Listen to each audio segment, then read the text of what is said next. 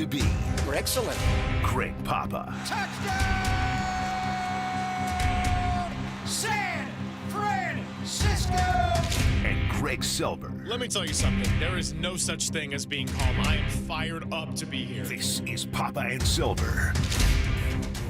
So 36 seconds, one timeout for Seattle. They can't stop it. 49ers 17-13.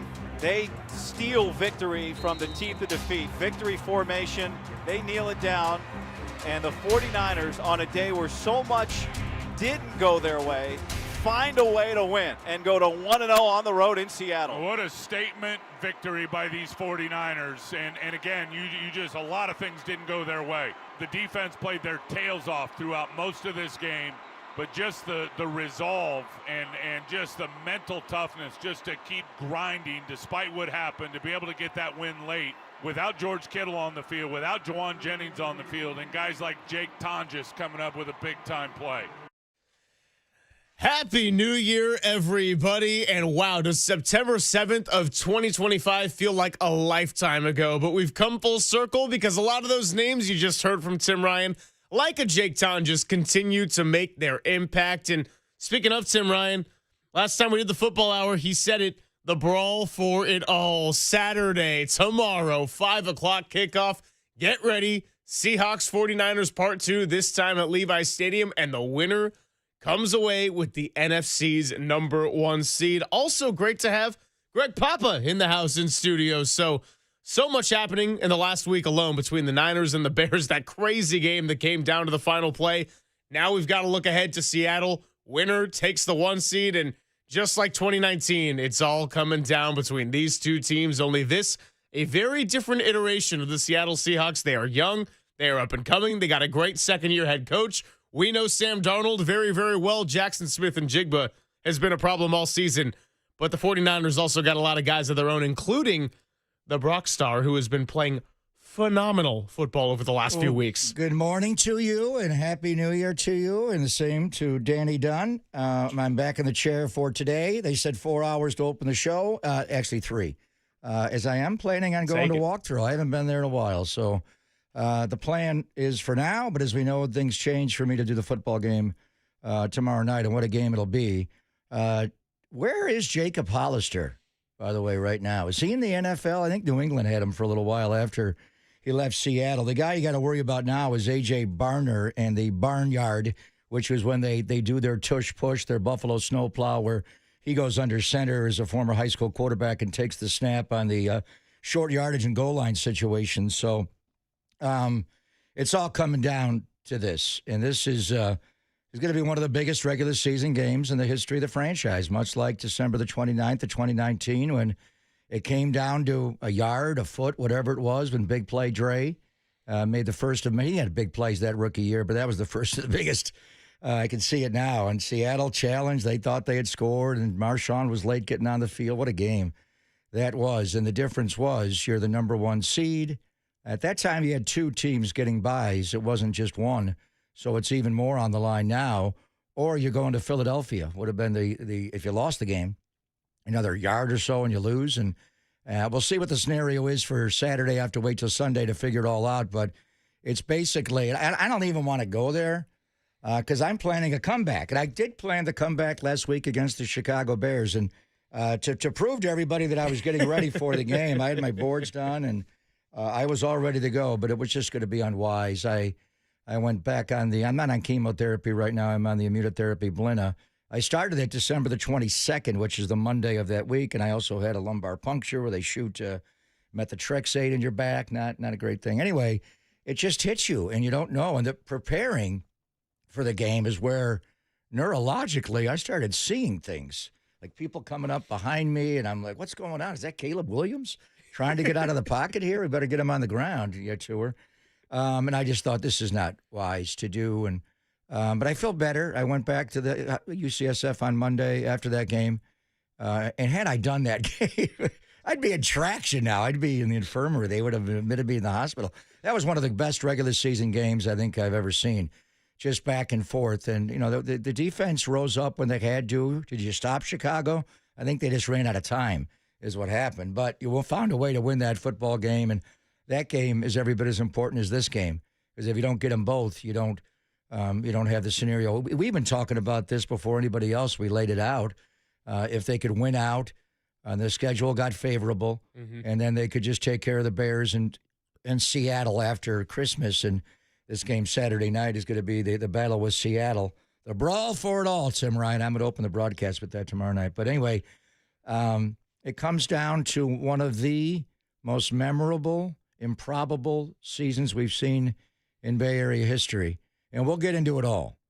I always try to visualize the way the 49ers can win this game. And I went back and watched the game we just heard Guy Haberman surmise at the end of September the 7th game. And, Jake Moody missed a field goal off the upright to open the game. A lot of things were different in the game.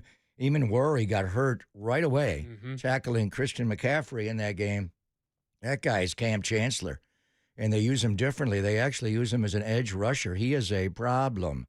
And I went back and saw the play where Julian Love hit Brock, and it was a blitz, from Julian Love, the safety, good player, missed a lot of games this year due to injury, just now rounding back into form, but he came in a blitz, and McCaffrey was on the other side. There was a play action, and Christian was late getting over, and you could see where the toe, kind of hit that turf up in Seattle at Lumen Field, and he moved well the rest of the half. I think the second half he started to move less like Brock. And Love hit him again later, and he just got hit too many times in the game. But the way he's playing right now, he is undeniably at the height of his powers.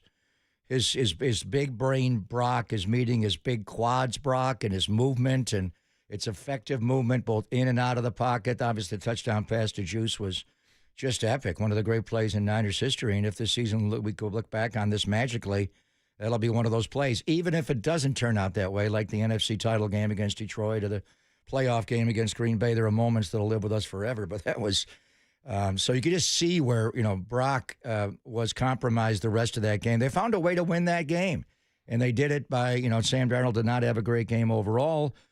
You got to stop the two running backs, obviously, and Sam, who's turned the ball over more than anybody in the NFL, and he has fumbled the ball 20 times. Yeah, he's just he's a little bit. He did that at USC. He threw a lot of picks. He fumbled the ball his 2 years at USC. Throughout his NFL career, he's had double-digit interception years almost every year, and he's got one again this year, and he leads the league in turnovers and interceptions. So we'll get into it with our friend Greg Bell. But I mean, yes, I can visualize the Niners winning this game.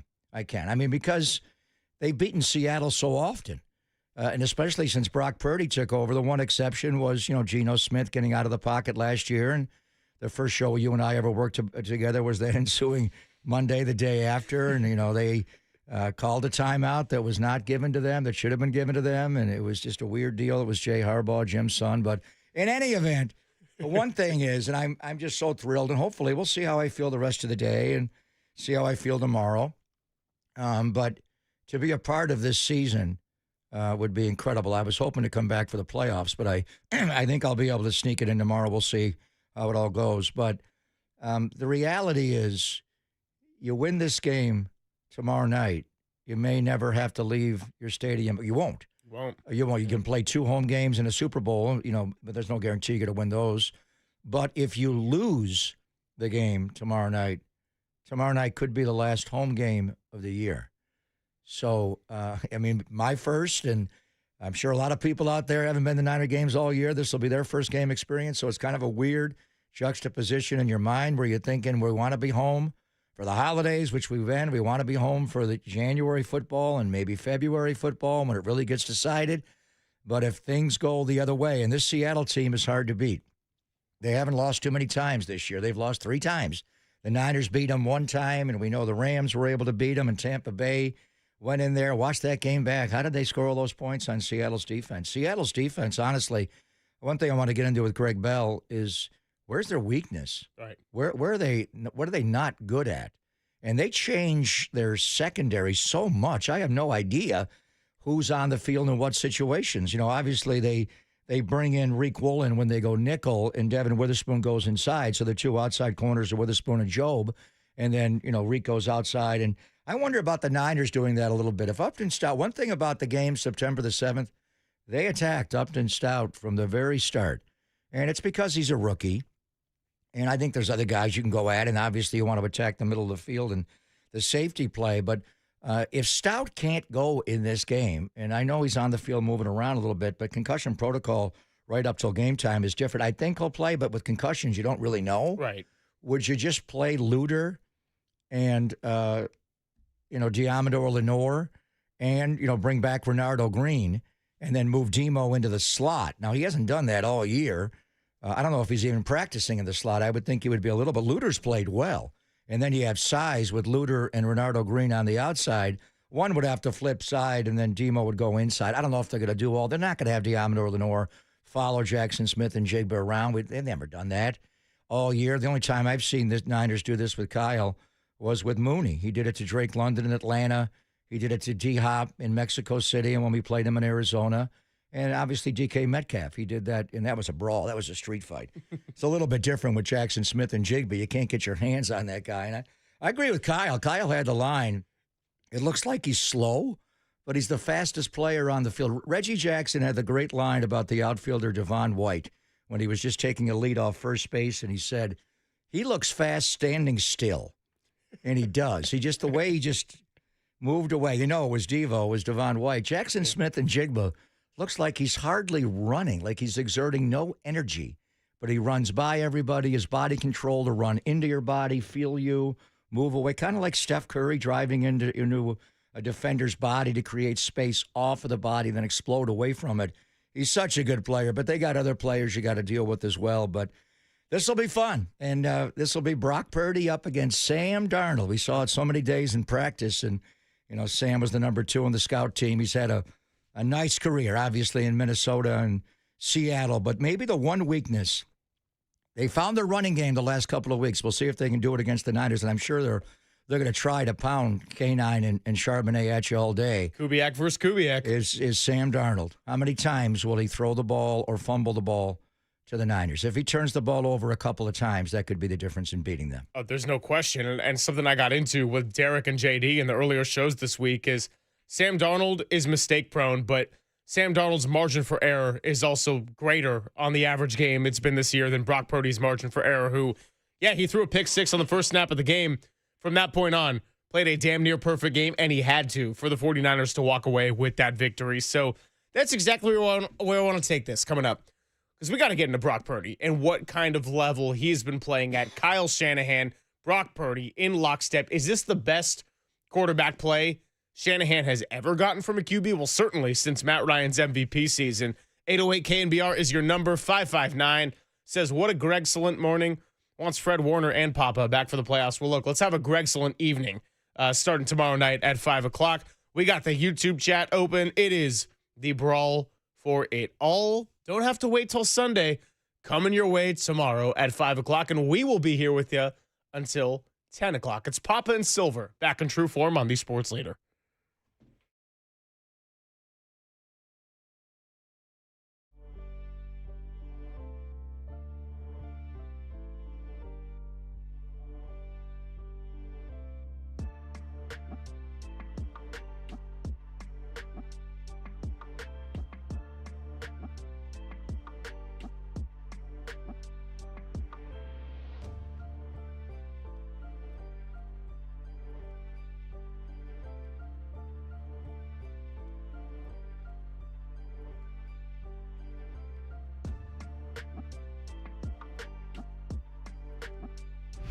Time for traffic on the Sports Leader.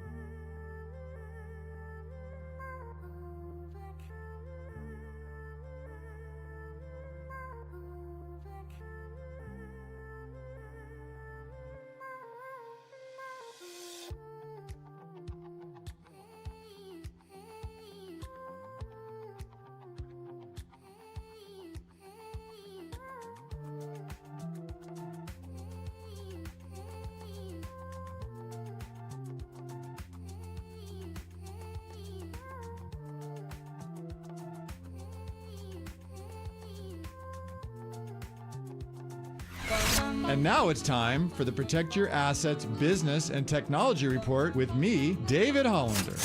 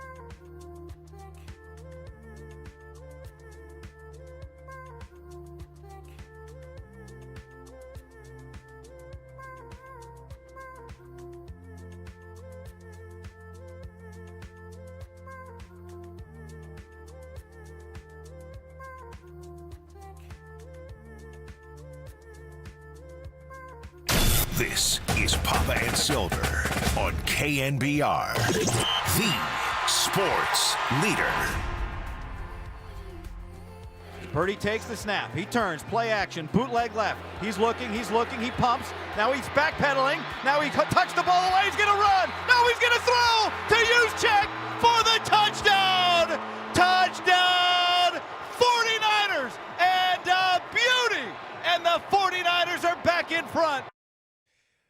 Yeah, Guy Haberman, they could not find a better man at that point on that play. Brock Purdy dancing and dodging his way, the 5 Ds of dodgeball. Whatever it is, find Kyle Juszczyk there on the left side of the end zone after everyone thinks you're going to run it again for a third time, and the Niners win it 42-38. That right there was the signature play, followed by the signature Dougie. It's Papa and Silver. 808 KNBR is your number. We're here up until 10 o'clock, so in for the Murph and Marcus hours. But like I said, this is a funky schedule. We're getting through the holidays. Happy New Year. And the 49ers have had their own funky schedule.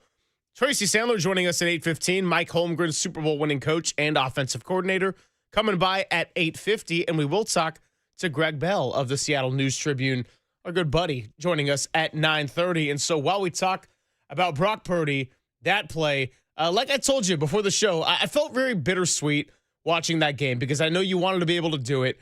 But that play alone, and certainly the first half, I'm thinking, dude, I'm exhausted watching this from the couch at my parents' place when I'm getting fed food and drinks.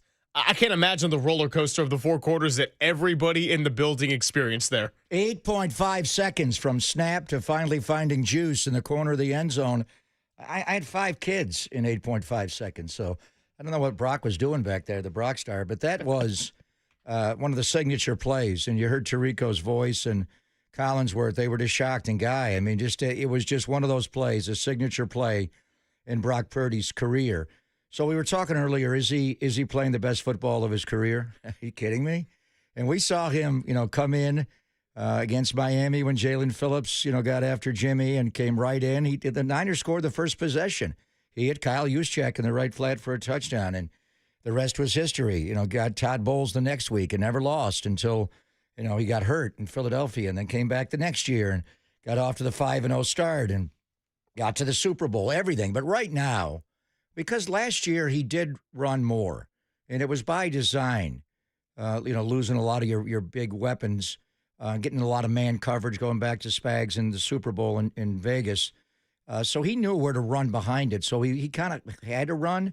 He was encouraged to run. He ran effectively. But now it is the big brain Brock with his weapons back, and you don't have Ayuk and you don't have Debo, but you moved on. You've got Juwan Jennings, who is the ex-wide receiver. Ricky Pearsall fought through it, wore a brace on his knee. And sometimes, young man, you got to play through injury a little bit. When the imaging comes back, you're fine. You just got to go. And I know it hurts, and it's a hard game, but he did. He just kept playing. And he made big plays, and everybody else involved, losing Trent, Austin Pleasance playing at left tackle, everything. But this offense, and I want to get into it with Coach Holmgren, because he was here, and he was a great, high school player in San Jose. Tim played against him, and, what he did with Coach Walsh and that staff, and then taking over, and then when he got his head coaching job, moving on. And, he's, of course, you think of the 49ers and Seahawks, at least coaching tree, you think of Mike Holmgren, obviously the Walrus. But that offense was, I was looking it up. So the 49ers, what they're doing is they're scoring every time they have the football. I mean, the point totals that they're putting up is historically good. The highest scoring team in the history of the NFL was Peyton Manning in Denver in 2013. And it was always, could you score 500 points in a season? You score 500 points in a season back in 16 games, you're scoring 30 a game. That team scored 600 points. It was 606. They averaged 37.9 points a game, 38 points a game. That's 5 field goals and 5 touchdowns and 1 field goal from Vinatieri, whoever was there. The liquored up kicker they had there as well.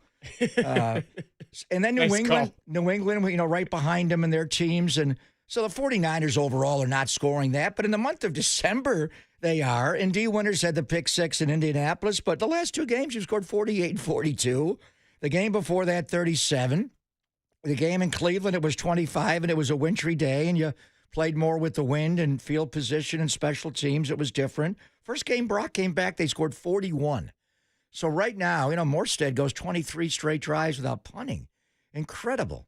And one of the greatest streaks in the history of the NFL. These elite offenses, whether it was Brady or whether it was Manning or Drew Brees, once they started, they scored every possession. I likened it to bowling. I'm from Buffalo. We do a lot of bowling. Right hand, the ball, left hand, a Jenny Cream Ale out of the Genesee River. But it's like a field goal is a spare and a touchdown is a strike. And you don't want no open frames. We're not missing anything. We're not a gutter ball. We're not going to throw it away. We're not going to fumble the ball. And we're not going to punt it. If we do, it'll be strategic here and there. And that's what you're watching now. What's the highest scoring 49er offense of all time? I'm trying to look it up here. I know Jimmy's team in 2019 averaged almost 30 points a game. So we said 30 for Purdy. Hell, it's 40 for Purdy. It could be 50 for Purdy. Now, you're going to do that against the Seattle defense that is, one of the best in football, if not the best. And I'm still looking for a glaring weakness they have on their defense and an area to exploit, because the Niners will exploit. Always it was Kittle over the middle, but this Ernest Jones, is it Jones IV or Jones the Fourth? I got an IV in my arm, but it is, every time I see him, it's Jones IV. No, it's Jones the Fourth. What a player he is. And the Rams had him. Yeah. And they won a Super Bowl when they decided to start him in the Super Bowl and bench Troy Reader, who we picked on. It changed everything. Can you exploit the middle of their defense? Why is Tyrese Knight not playing and they're going with this guy, Drake Thomas? Can you get after him a little bit? Where's the weakness? So I don't know if they're going to score 40 in this game. I don't think you need to score 40. I think if you get to 30 against this team, and special teams are going to be critically important, but Brock Purdy has taken this offense to the highest of levels. Is there another level to get to? I don't know. When you're putting up the numbers that they're putting up to, the way they convert on 3rd down, the way they convert if they ever get to 4th down, the way they score in the red zone now, finally got the running game going the last couple of weeks, and then Brock, no matter who the weapons are, the eligibles, whether it's scripted or unscripted in 8.56 seconds or he gets it out in 2.3 seconds on the back foot on a 3-step drop, he's going to carve you. So right now, and he's just starting his career. He's got to get better and better. But this is the best we've seen of him because the big brain Brock, and now the playbook's like second nature to him. And his legs, I just went back and watched the Seattle game from the opener. Julian Love hit him in the first half. You could see where that toe got twisted around like, oh. And he got hit way too many times in that game. But if he can avoid the pressure, because they're going to overload, and you would think they would go at Austin Pleasant's side because Colton's playing so well, but they'll come from the middle. Their edge guys are good. Nwosu is back to being the guy he had with the Chargers, and when Pete Carroll first brought him to Seattle their first year, and then he got hurt for a couple of years. He's back, but the guy's inside. DeMarcus Lawrence looks like a different body than he had in Dallas. Totally. I mean, that uniform, they all look like they got luge outfits on, and they're sleek. They look like they got 12 and 13 guys on the field, and Leonard Williams, he was good early in his career with the Jets and Giants, but since he became a Seahawk, he's a monster. Byron Murphy, I mean, just all of them. I don't know where you attack them. If you can withstand the pressure, you can find holes in their secondary. Their safeties are so good. But I know we were talking earlier. And we were, last time I was with you, we got into a discussion with Mayoko about Christian being the MVP. Yeah. There was a big thing on NFL Network today led by Kyle Brandt. Is Christian McCaffrey the most valuable player in the league? He's not going to win. When you look at the odds for MVP, is he even ranked? It has become, it's like the Maxwell Award of college football. It's like a quarterback award. Are you even eligible if you don't play quarterback to win the MVP? Who's going to do more than Christian McCaffrey? But I get Drake May, what he did on Sunday against the Jets in the 5 touchdown, he's probably going to win the MVP. And they are, we'll see if they're the number 1 seed or not. But honestly, the guy who right now is the most valuable player in the NFL is the Brock Star. Since he has come back, he has taken, now he's not going to win the award because he hasn't played enough games. I'll give it to you. Yeah. If it was the NBA, he's not getting to 65 games, and neither is the Joker. But what he is doing is elevated a lethal offensive attack with a brilliant mind head coach and the whole coaching staff, everybody on that staff. And now what he's doing, he's an extension of the coaching staff. He's every bit Phillip Rivers, but he's younger and more nimble and athletic, and he's avoiding pressure, and he is playing at I want to hear what Mike Holmgren has to say about him. Honestly, we're not going to go Joe and Steve, are we? Can we? Should we? Where are we? I mean, this guy, the way they are scoring, and you judge it by yards and QBR and completion percent, that's all there. It's the scoreboard. They are hitting, they're scoring every time they have the damn football. Every time. They don't even line up for field goals anymore. They score 6 touchdowns. It is unreal. It's one of the best offenses I've seen. And honestly, I think he's playing right now the best of any quarterback in the NFL. Josh Allen is not having the year you'd think he's having. He's not. Yeah. I've watched every snap. He's not playing nearly as well as last year. And the foot was bothering him last game, but there were also decisions he's making, twisting and turning like Greasy in the Super Bowl against Dallas and getting sacked for a 24-yard loss. We're going this way, Josh. Where are you going? It's just over, and it's a lot of mistakes missing. Now, the weapons around him aren't great, but still. Could use a couple of big-time receivers right now. Yeah, I know, but Brady overcame that, and so did Manning. The great ones just get the ball in the hands of the guy, and then you figure it out. That's what Brock's doing with what he's got. He's been light a lot of weapons, the 5 eligibles, but honestly, Stafford, we love Stafford. And I think Drake May will win the MVP, and Stafford may finish second and fine for them. But he missed a lot of throws in Atlanta on Monday night. He missed throws that would have won the game. You've seen him miss that deep crosser, whether it's going left to right or right to left. It's like, what's got a clean pocket? He does not miss that throw. Is that the receiver being a little bit off? And the Niners aren't missing those throws. Brock's drilling them. They touchdown pass to Jawad Jennings. When he ripped that throw over the middle in the cover 2, the whole shot, that was grip it and rip it. It was complete opposite of the Panthers game when we broke down the playbook and the turnovers where he didn't get the ball out in time. There was I don't know what the snap to pass was officially, but it felt like there was maybe 2 seconds. Just boom. Boom. Yeah, and it was decisive, and just the way he just ripped it. Yeah. I mean, so honestly, I think he's playing the best of any quarterback in the NFL right now. Tell me anybody. Dak's playing well in Dallas, but they're not going to make the playoffs. I mean, guys are playing okay. We'll see where it all goes, but as far as this offense and Brock and what he's doing right now, he is of sound mind. He's of sound body. He has complete control, and let's keep it that way because this is the team that tagged him early in the year and hit him a lot. He got hit a lot in that game, and then he wound up with the turf toe, and he wasn't the same. You can't afford that kind of injury. And I remember 19, Jimmy was playing great, and then he got hurt in Tennessee right before Christmas. Nico Autry threw him down, and he wasn't the same, and you had to play compromised the rest of the year, and they found a way to get to the title game. But in any event, this offense, I want to hear it. A guy who really knows offensive football and is. And the Walsh system is all throughout. We got 2 Kubiaks running the offenses. We got a Shanahan. I mean, this is like Bill Walsh who's watching from the heavens, just approving of all of this. But Mike Holmgren will know. Where does Brock Purdy? Do you even go Joe and Steve in that regard? I don't know. But right now, all I know is this team is 30 for Purdy. Damn, let's get 50 for Purdy. I know we were talking about the 30 for Purdy, and we used that George Kittle comment when he said all the offensive guys are coming back and we're going to have to score and take care of the defense. I know I was kind of leading you on the show of, hey, they're going to have to be a 30 for Purdy team. I didn't think they would be a 40 for Purdy team. And by the way, it's not just that they're scoring. The amount of drives over the past few weeks that are less than 2-minute scoring drives, I fixate on time of possession sometimes, especially with a team that hasn't been full of explosive plays, that hasn't run the ball consistently this year. It doesn't matter if your scoring drives are for 7 and you're doing it in less than 3 minutes. And the Niners have been doing that over and over and over again. Now, that being said, I think about the two defenses this year that have made a lot of really high-level quarterbacks look silly, look frustrated, and look like they're struggling. That's Houston, who I think has a real shot to be playing this game February 8th. Without a doubt. And D'Amico Ryans and what they did after that 0-3 start. If you just get C.J. Stroud playing decent football, that defense is incredible. Fine. They're starting to score. Yeah. That offense is plenty good now. I agree with you. Yeah. This Houston team reminds me in a different way completely of the Kansas City Chiefs in 2019.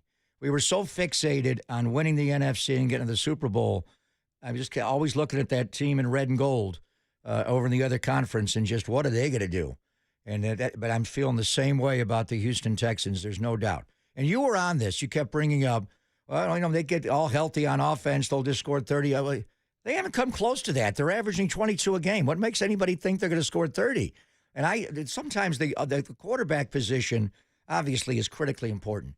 But to me, sometimes it's just oversimplified thinking. We just put a new quarterback in there. All of a sudden, we're going to be great. Well, the one example before this year was the 17 Niners with Jimmy Garoppolo. Mm-hmm. That team won one game. They were not a good offensive team. Whoever was playing quarterback, mostly C.J. Beathard, I think, that year. And then Jimmy comes in. Did you think they were capable of ripping off 5 straight wins to close the year and beating Jacksonville right around Christmas or Christmas Day, whatever that was, Christmas Eve?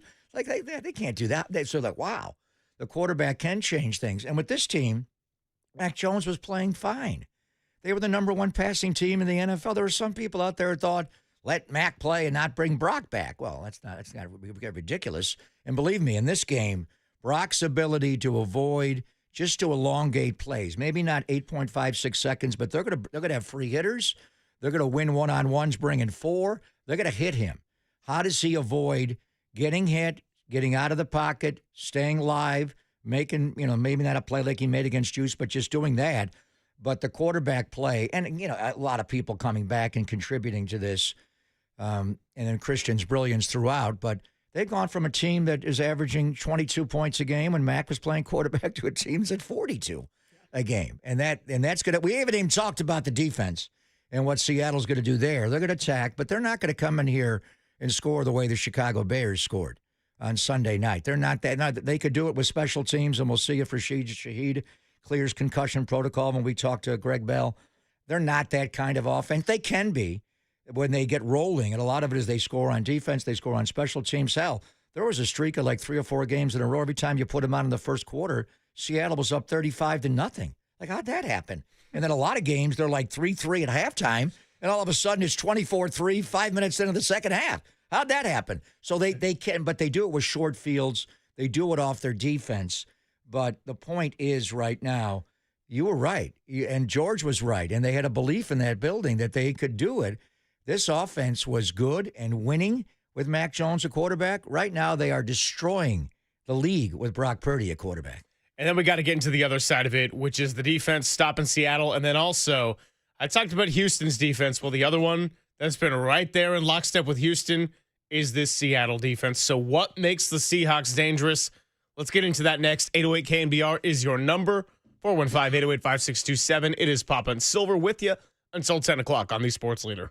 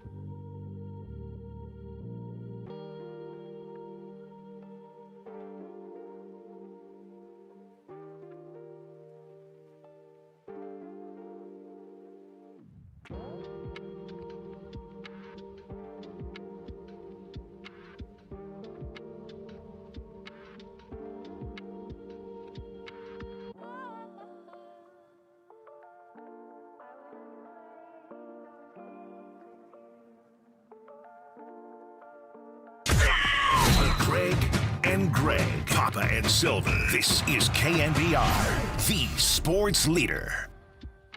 One, they've been running the same scheme now for 2 years together. They're extremely sound. They got really good players. He knows really how to stop the run and not give up any big plays with the two-shell defense, but also not give you easy completions. Everyone's tight in their coverage. It's hard to do both. They put a lot of stress on you on the blitzes that they pick. They're very timely blitzes. Some are for the run, some are for the pass. But he does a great job of it, and it's a huge challenge. You know, we've been making a lot of Brock Purdy and the way he's been playing, and a lot of these young offensive coaches from this Shanahan tree. Not Kyle Shanahan, that's Mike Shanahan and that whole staff in Washington back in 2012. But Seattle, when you talk about a young defensive mind, Mike McDonald is about as good as it gets here in his second year with a team that won double-digit games but didn't make the playoffs. And then on top of that, Mike McDonald has been somebody that has been able to make Brock Purdy uncomfortable in the past. So while we look ahead to tomorrow night, it is the brawl for it all. We gave Brock Purdy the full credit for everything that we've been seeing from him since he came back from the turf toe injury. But this Seattle Seahawks test, and I've been saying it every single week since the Tennessee game, I think the Colts were the toughest test that they had to face since Brock's return in a lot of ways. I think the Chicago Bears were another step up from that. The Seattle Seahawks are going to be another step up from that. So Kyle Shanahan, the quote I love from him after the game, and it was Larry Krueger's question about this opportunity to play for the 1 seed. He said, "We earned this." And what I love about this is that they're going to earn their fate, whether that is playing on the road and being a wild card team, or if they're able to overcome the Seattle Seahawks, you're damn right they're going to earn this number 1 seed. But you got to get past Mike McDonald, who it's not just Seahawks Mike McDonald. We all remember Christmas Day of 2023, or Christmas night, I should say, when he was the defensive coordinator for the Baltimore Ravens. The 49ers won that week 1 game 17-13. Now, Brock Purdy, that was a gutsy game in a lot of ways. He played through the turf toe injury. The high touchdown where Jake Tom just rises up after George Kittle exits in the first quarter. I take nothing away from what the 49ers did to win that game. But I don't think we're talking about 17-13 if the 49ers ultimately get the number 1 seed this time around. The offense has a lot more on their plate, and the Seattle defense has found a way of making quarterbacks uncomfortable. I think about the game Seattle's lost, and you went through it earlier in the show, Papa, but they lost to the 49ers in week 1. They lost to the Rams in a game where Sam Darnold threw 4 interceptions, and they still had a 61-yard kick that could have won them the game. And then they lost to Tampa Bay back when the Bucs were rolling. That was an all-time duel between Baker Mayfield and Sam Darnold. Ball hits a helmet, Bucs get an interception, they get a game-winning field goal. I don't think Seattle's really had a true stinker this entire year. Now, maybe Sam Darnold has, and the offense has had its moments of suffering. But as far as complimentary football, as far as looking ready to play a game, this is a team through the first 17 weeks of an NFL season.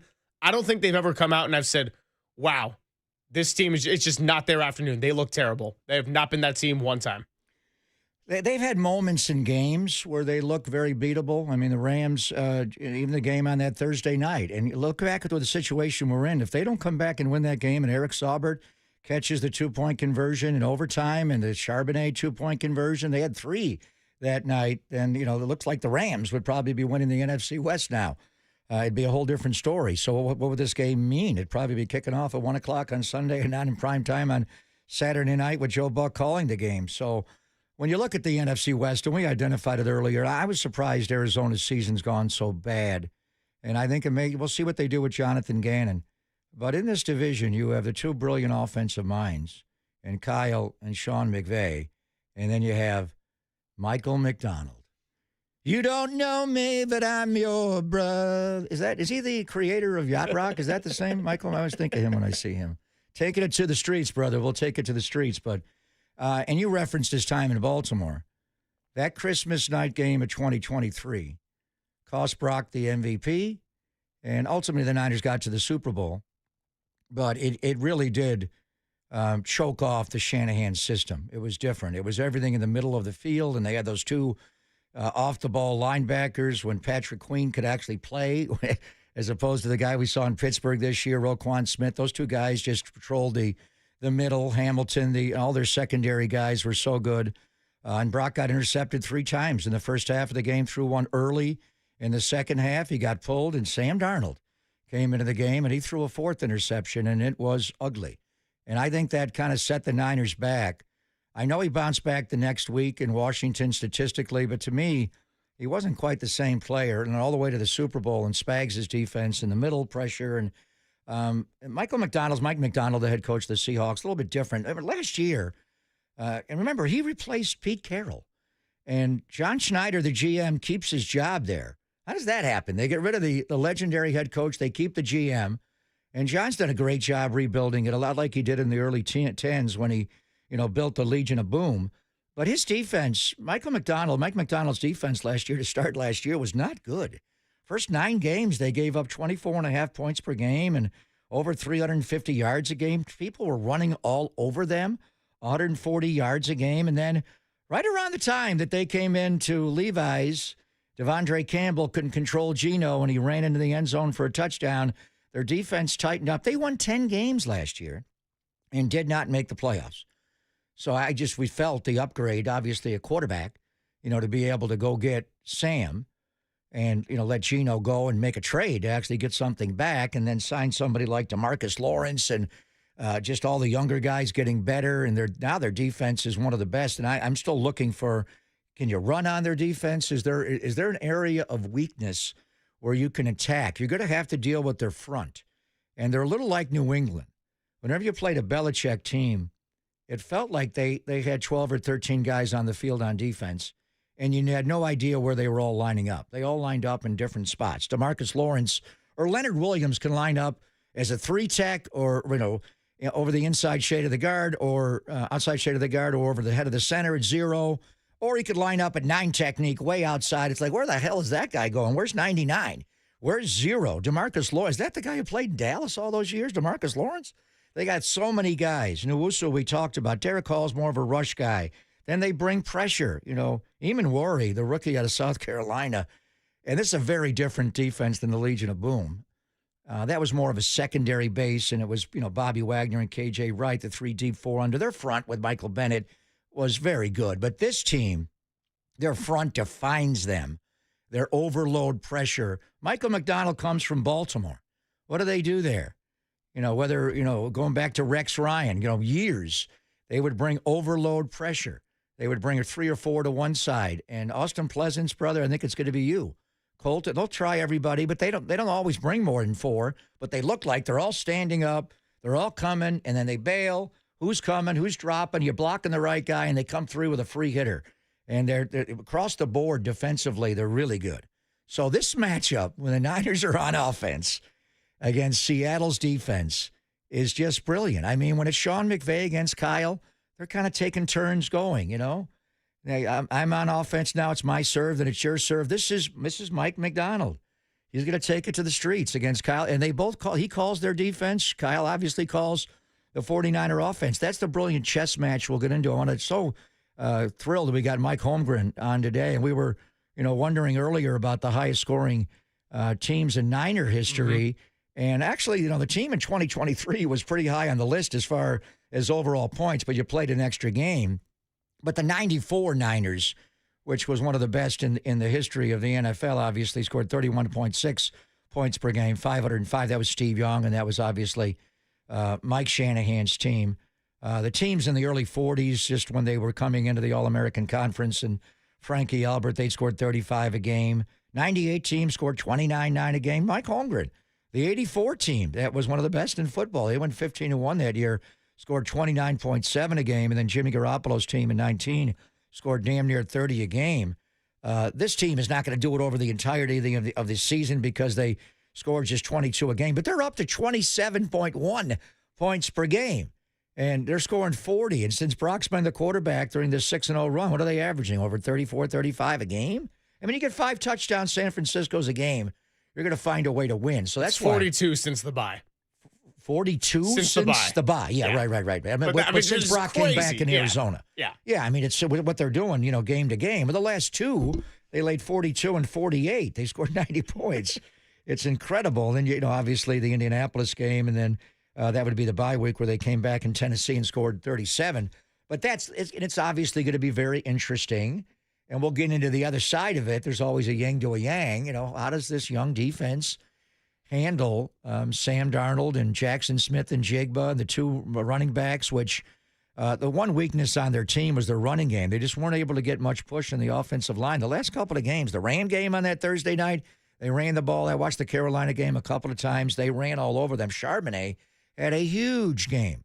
He's not just their goal line and short yardage runner. That guy ran for 110.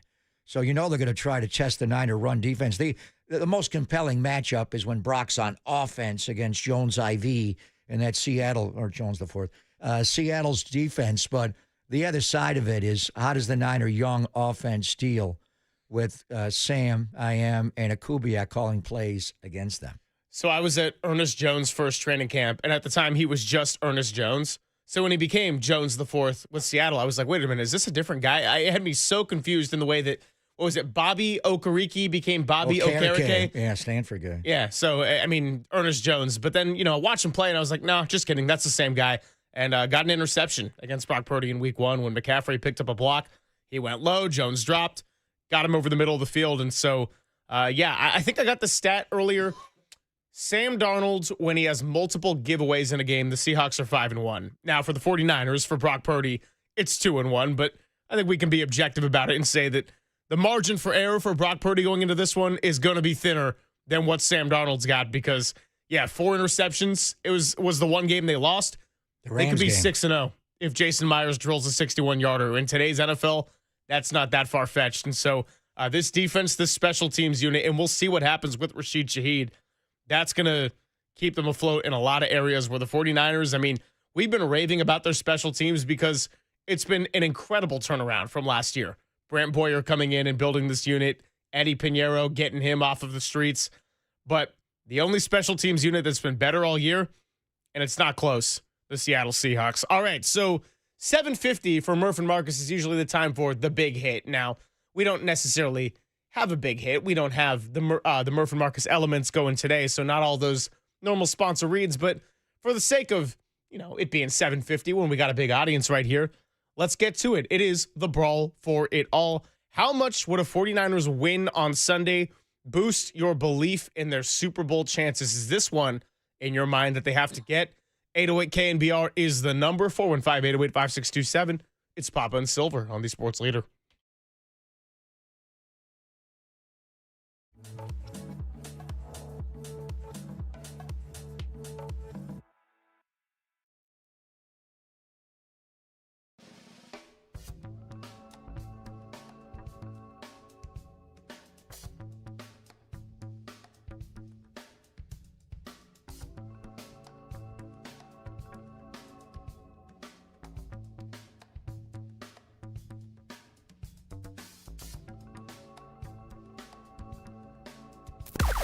Now, from the O'Donnell Financial Group Sports Desk. Learn more at ODFIGroup.com. O'Donnell Financial Group, because planning is a process, not a product.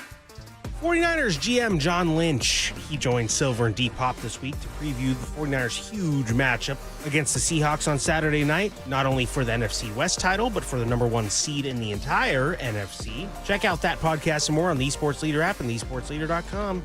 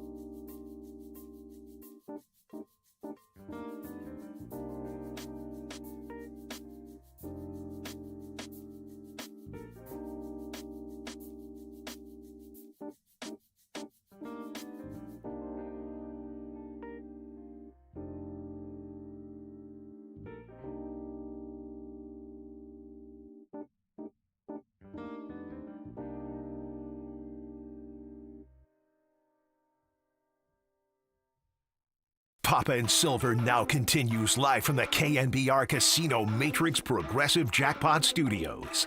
Casino Matrix. Progressive jackpots are here. Where are you? Just drop in. Please play responsibly. 1-800-GAMBLER. 4 seconds left. 4-point lead. Ball at the 2-yard line for the Bears. No timeouts left. Here's the snap. Williams looking left. Williams looking right. Williams U-turns. Gets away from Huff. Still looking. Backpedaling. Throws. And it is incomplete. The ball game is over. And the 49ers have won it. Guy Haberman on the call, and the longest play in the entire world, and certainly of this season, to give the 49ers the win 42-38. And that makes this opportunity to get the number 1 seed in the NFC, unlikely as it all sounds. It's on the table, and they control their destiny. We always love that phrase here in sports. It is Papa and Silver here for another couple of hours. We'll take you up to 10 o'clock. Then we got some bowl games coming your way afterwards. So shame on our lazy midday host for not wanting to work. Oh, wait, never mind. We're here. 808 KNBR is the number to join the conversation. And, you know, as far as the 49ers and this opportunity that's in front of them, Papa, I tried not to go down the path this year of bringing up scenarios that felt very far away. And like many dominoes had to fall in order to get there. And the 49ers and the possibility of getting the number 1 seed was one of those where I thought, hey, yeah, it's certainly within their reach. I didn't want to take it too seriously until we got to week 16. We knew that Thursday night game between the Seahawks and the Rams was going to hold a lot of weight. And once Seattle won that game, then you knew from that point forward the 49ers could win out and ultimately get this number 1 seed. So for as unlikely as it all is, and the same goes for the Fred Warner discussion, by the way, early on when it was like, hey, in a hypothetical world, could Fred Warner return for the playoffs? Now all of a sudden I'm thinking, look, if they can win this game, get the bye, win a playoff game, we're talking NFC Championship. Now we're starting to hear a lot of the insiders say, I wouldn't count out the possibility of All-Pro Fred being back at the Mike linebacker position. So the 49ers, unlike last year, when it was just too much to overcome, all the injuries, all of the heartbreak that they experienced off the field and some of their personal lives that are things you'll never get over. This year, they lost Nick Bosa, they lost Fred Warner, they lost Michael Williams, their first-round pick, and they've just found ways to continue to have answer after answer after answer. To put themselves in this position is remarkable, and if they can pull this off, I say Kyle Shanahan's your surefire coach of the year. I think you have to consider Christian McCaffrey for MVP, regardless of whether they win the award or not.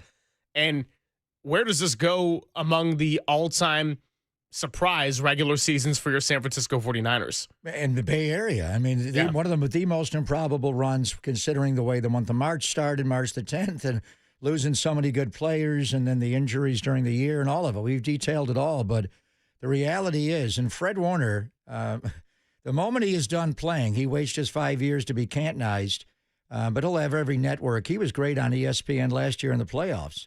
And his performance on Sunday Night Football with Tony Dungy and Rodney Harrison and Collinsworth's kid, wow.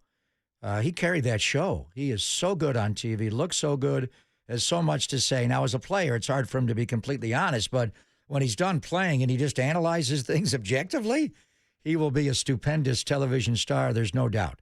And the way I'm looking at it is, when the Niners win this game tomorrow night, this will be the last time Fred Warner does not play for this team defensively. You will get a bye. You don't have to play Wild Card Weekend. You probably will play January the 17th. You're going to play that Saturday, since you are a team does not have to play Wild Card Weekend. They'd make you come back the earliest. Probably be, although I know the Houston Texans have that 1:35 Eastern Saturday Wild Cards. Well, that's actually Wild Card Weekend. This would be divisional weekend. Exactly. So it's different. So in any event, I think it'll be that day, maybe that night, depending on who the matchup would be. But I think there's a good chance Fred comes back for the divisional, if not the championship game. So of all the improbability, and you were on that the offense could hit another gear from 22 a game to 32 a game to 42 a game, whatever the hell they're at right now, they just don't punt. It's touchdown San Francisco over and over again until Eddie Money makes a field goal. You get Fred Warner back at some point, it tightens up a lot. So just looking at this, and initially what I was saying was, this is not going to be like the Bears game. It's not going to be a 42-38 final. Upon further inspection, you know where the Seattle Seahawks rank for points per game? Second in the NFL. The Seattle Seahawks average 29.4 points per game. Now, how many of that is scored by their defense?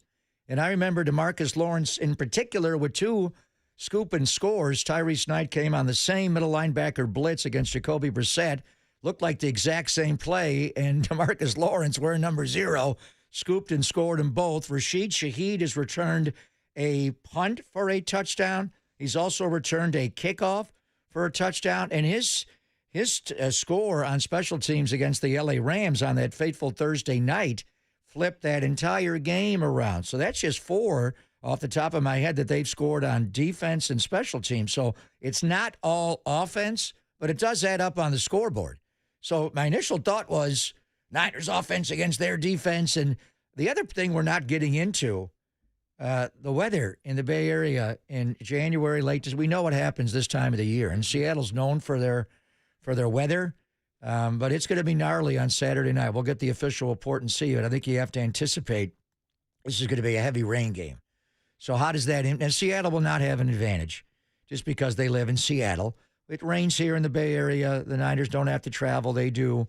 There's going to be a lot of things. A short week for certainly the Niners, which is not great after a Sunday night. But as far as the weather, we'll worry about Brock being able to grip it and rip it. He did show in Cleveland he could throw through the wind. Rain is different. Sam Darnold, a lot of gnarly games up there and throughout his years. And, which quarterback can control the football better. One thing, will Brock put a glove on? He said he's not going to do that in rain. He doesn't like doing that, but we'll see if he's able to actually, grip the football and rip it. So the other part of this game that we'll get into it more is Seattle does score. They have scored 35 or more points 6 times this year. Now, a lot of it is their defense, their special teams, their defense giving their offense short fields. But it all adds up. They move the scoreboard. This team can score. They are number 2 in points scored per game. They're number 2 in points allowed per game. What was the last NFL team that was in the top 2 in points? And they're also there in yards and all that. So this offense, and Jackson Smith and Jigba is just a difference maker on the highest level. And Zach Charbonnet knows the end zone. Guy's got 11 touchdowns this year. He's their short yardage back. He's a big back. He runs through would-be tacklers, and he knows, like Marcus or Walter or Christian, he just smells the goal line. But the weather, and what are we looking at tomorrow night at 5 o'clock, and how is that going to impact the game on both sides of the ball? Yeah, 18.1s per game, 18.1 points per game allowed by the Seattle defense. So you mentioned it. That's second. And then on the scoring side, they're right up there at the top 2. I think they've only allowed 30 points twice this year. That was the Tampa Bay game, and that was the Rams game, the thriller on Thursday night. So only one time in which they lost. As far as Jackson Smith and Jigba and the offense, I was going through it with JD a little bit earlier in the week, or maybe it was Derek. Either way, he's been held under 90 yards just 3 times all season long. He had 79 once, he had 23 once, and then he had 72 against Carolina. So for the most part, he's a 90, but more often a triple-digit kind of receiver. And the thing with Seattle is, I know Cooper Kupp hasn't had quite the year that I would have expected when he made that signing. But to go and get Rashid Shaheed, the tight end A.J. Barner has come along. I think K9, the running back, is really lethal in the screen game. They got more weapons, whereas you look at a team like Pittsburgh and, hey, DK Metcalf suspended for 2 games. Yeah, you saw what it's like with them. It's not just Jackson Smith and Jigba and a bunch of nobodies. It's Jackson Smith and Jigba who you have to deal with. But even if you take them away, they got guys that can continue to move the ball as well. But I still think that's going to be a really big part of this game when you talk about moving the chains and everything. And you know how much I love my chains. Well, the 49ers, they are 3rd in first downs in the entire NFL, trailing only the Rams and the Cowboys. And the Cowboys just have 5 more than them to be the most in the league. And so what is remarkable about the 49ers to me, and this goes a lot of credit to Kyle Shanahan and the way he's schemed up his offense, but also Brock Purdy and how he's used his brain since he's come back. We've always talked about Christian McCaffrey and George Kittle and 3rd and Juwan as the usual suspects who are going to move the chains. But right now, it's everybody. It's Brock with his legs. It's Jake Tonjes filling in. It's Ricky Pearsall playing banged up but being available. I mean, they're just finding answers to continue moving the ball. I do wonder, going against the Seattle defense, what we're going to see out of Mike McDonald in various 3rd down situations. If you got to face a lot of 3rd and longs, 3rd and 6+, how does that differ from what it's going to be if you're getting third and shorts, because regardless of the distance, Brock Purdy has been hitting all the marks. But you have to wonder, with Mike McDonald, who knows how to exploit weaknesses, and certainly on the offensive line, what's it going to be in terms of the 49ers if they get into these third down situations? How many yards, and how does that affect what they ultimately try to do to take different options away? That's it. I mean, the reason the Niners are scoring all these points and touchdowns result in first downs and third downs. They're just playing they're just keeping the ball in third and fourth down. They're converting. Mike McDonald, interestingly, does not go for it much on fourth down. He's an old school coach because he plays to his defense and his special teams. But on third down, and that'll be the matchup, and it depends on what down and distance you are in against them. They just come at you with so many different, waves. One thing I'm going to look at for this game, the breakdown, especially when we talk to Greg Bell, their D line. Nwosu is back to being that guy. DeMarcus Lawrence, Leonard Williams, Derek Hall. They bring in Boye Mafe. They got guys that they just rotate in. Byron Murphy, obviously, is a run player, but he has 7 quarterback sacks from the interior. Then they bring pressure as well. They bring overload pressure where they don't necessarily bring more than 4. I think they get by with 4 and dropping 7, but you don't know which 4 are coming. It's like New England. They're all standing up. They're all walking around. They're double-A gapping, and then, Jones IV and Drake Thomas get out of there. And, we talked about their cornerback rotation. Reek Woolen was one of the best players in football his rookie year. He made the Pro Bowl. He had 6 interceptions. He was cut like Richard Sherman, but he could run. All of a sudden, they're pulling him off the field. He's fighting with Pete when Pete was there. What's wrong with changed his name to Tariq, and he does play, but he comes in when they go to 3 corners. Josh Jobe is their starting outside corner. Devin Witherspoon's the other. And then when they bring Reek in, they move Witherspoon inside. That guy's a game wrecker. He is a blitzer. If I'm Upton Stout, I'm watching tape on 21, getting ready for this game the entire offseason. I want to be that guy. The way he tackles, the way he covers, the way he blitzes. We talked about their linebackers, and then obviously, honestly, I don't really know how they use their safeties. Eman Worry is a different player. He got hurt early in the September 7th game. Mm-hmm. He came in and he stuffed McCaffrey for a loss, and he buckled down. His ankle gave away. You watch him now, he's all over the field, blocking field goals, getting low on everything. They blitz him. They drop him. Cam Chancellor was a different guy. This guy in the box is an eraser like Cam Chancellor, and they insert him in the pass rush. There are times he lines up, he'll line up outside of Derek Hall, and it was like, where's he going? And he's gonna come, and they're gonna bring 2 over on that side, and they're gonna drop zone blitz you on the other side. That's what Baltimore's done forever, and that's what Michael McDonald does. And then Julian Love is back. You got Kobe Bryant. They got safeties that you wonder how they all work. Ty Okada, when does he come into the game? Versus Eman Worry and Kobe Bryant. Brock's got it all figured out. He knows what situations they are in. But this is a little like going up against Brian Flores and the Minnesota defense, where you see all these bodies walking around, and it's kind of like New England, and McDonald's not from that tree, but you have a feel like, do they have 11 on the field, or do they have 12 and 13 on the field, and they're all fast, and they've all got a different role, and they come in different scenarios. When does Kobe Bryant come into the game? Is he even going to play in the game? He shows up on the injury list as well. Right. So there's all different, that they are confusing. But this is where Big Brain Brock and Kyle Kubiak, all of them will decipher it. This is honestly, tell me what their the weakness of their defense is. Every team has got a weakness defensively the Niners can attack. What is the weakness of this defense? I don't think there is one, because when we talked about it with the Rams, we knew how much their front 5 and their front 7 has been dominant at times this year. But we knew the linebackers was an area that they could be picked on, and Mac Jones did a great job of that there with Jake Tonjes over the middle in that play that they run with George Kittle, the fake. And then you had the Hollywood play. The Hollywood play. There you go. I was like, what's the name for it? And so Tonjes was great. Then they exploited McCaffrey on the outside on that second touchdown when they got Troy Reeder with him.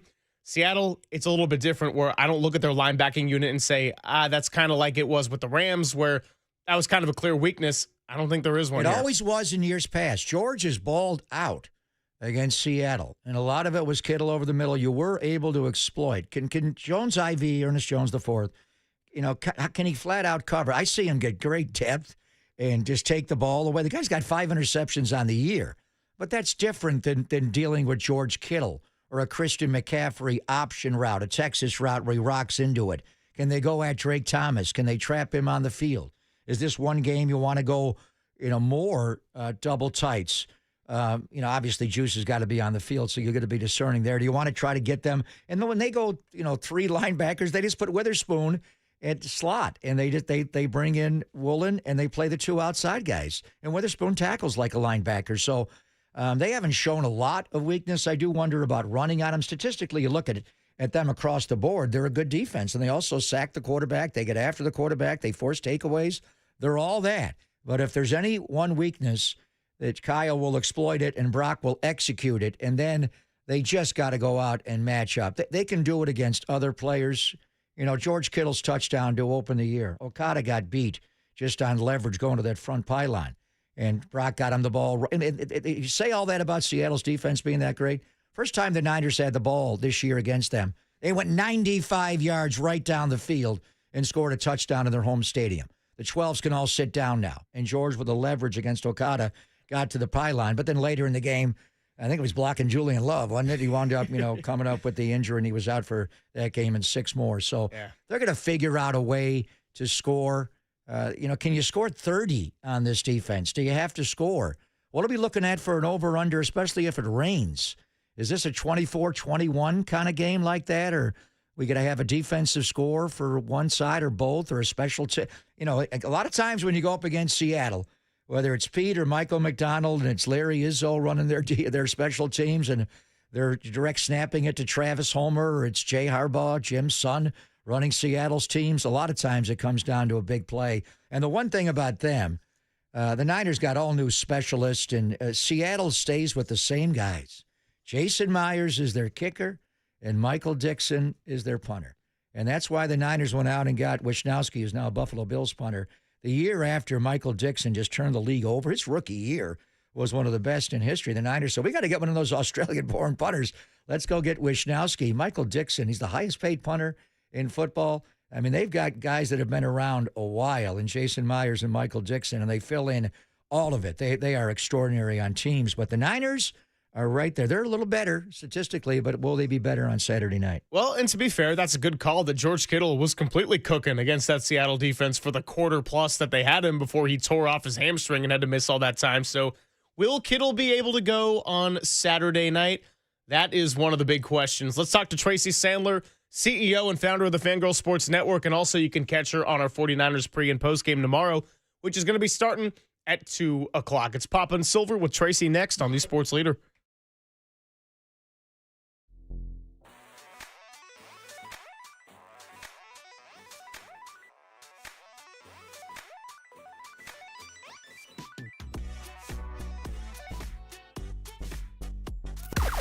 Now, from the O'Donnell Financial Group Sports Desk, learn more at ODFIGroup.com. O'Donnell Financial Group, because planning is a process, not a product. The 49ers Player of the Week, offensive lineman Dominic Pooney. He joined Silver and Depop this week and gave his thoughts on Brock Purdy's performance the past couple games and discussed the big matchup against the Seahawks this week. Check out that podcast and more on the Sports Leader app and thesportsleader.com.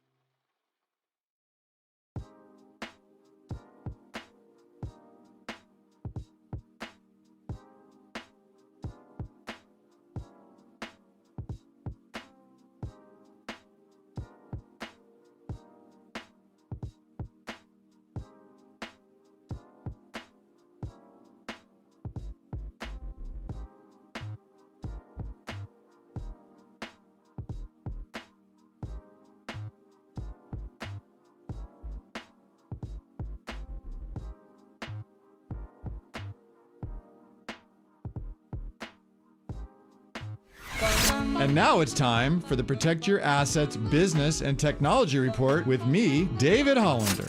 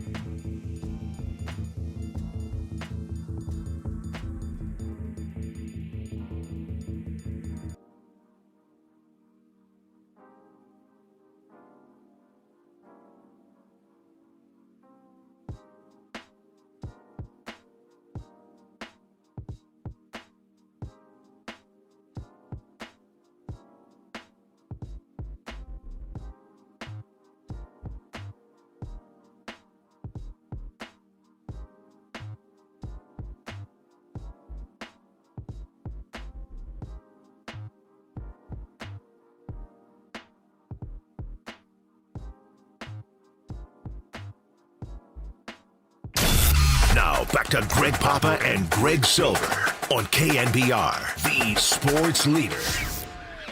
Now you're one win away from the bye in the first seed. What did you say to the guys in the locker room afterwards? I mean, we've earned this. This is the game that we want. We love that it's here. We'd love an opportunity to never leave here again this year, and we got that opportunity Saturday night. Kyle Shanahan says the 49ers have earned it, and they got a chance to earn much more than just a win over the Chicago Bears starting tomorrow at 5 o'clock, as we do every week. But normally in the midday time, I don't know what any schedule means of anything anymore. The Niners are playing a Saturday night game. Papa and Silver are doing a 7 to 10 a.m. show. Either way, we got Tracy Sandler on the Huma guest line like we always do every single week, and she is sponsored by TimberTech Decking and Railing. #1 in premium decking. Order free samples at timbertech.com. You can hear Tracy with Todd Husak and Adam Copeland as part of the 49er pregame show and postgame show. Pregame starting at 2 o'clock tomorrow. Tracy, how we feeling? How was your holiday season? And Happy New Year to you. Happy New Year, gentlemen. I am good. Holiday season was great. How are you guys doing? Yeah, we're doing pretty well and hoping that the guy next to me is able to give it a go tomorrow night. But, he tried to give it a go on last weekend, and I told him that I felt happy and sad given the way the game played out because, number one, it was a great game, but then the other side of it, how exhausting was that just watching from a spectator? I mean, you had the entire back and forth, Ben Johnson, Kyle Shanahan. So before we get into Seattle and everything that we're looking forward to tomorrow, did anything about Sunday night and that win over the Bears change your perspective of how you're looking at this game? That's a good question. I think the offense showed that they can go toe-to-toe with anybody. This is as good an offense as there is right now in the NFC and in the NFL.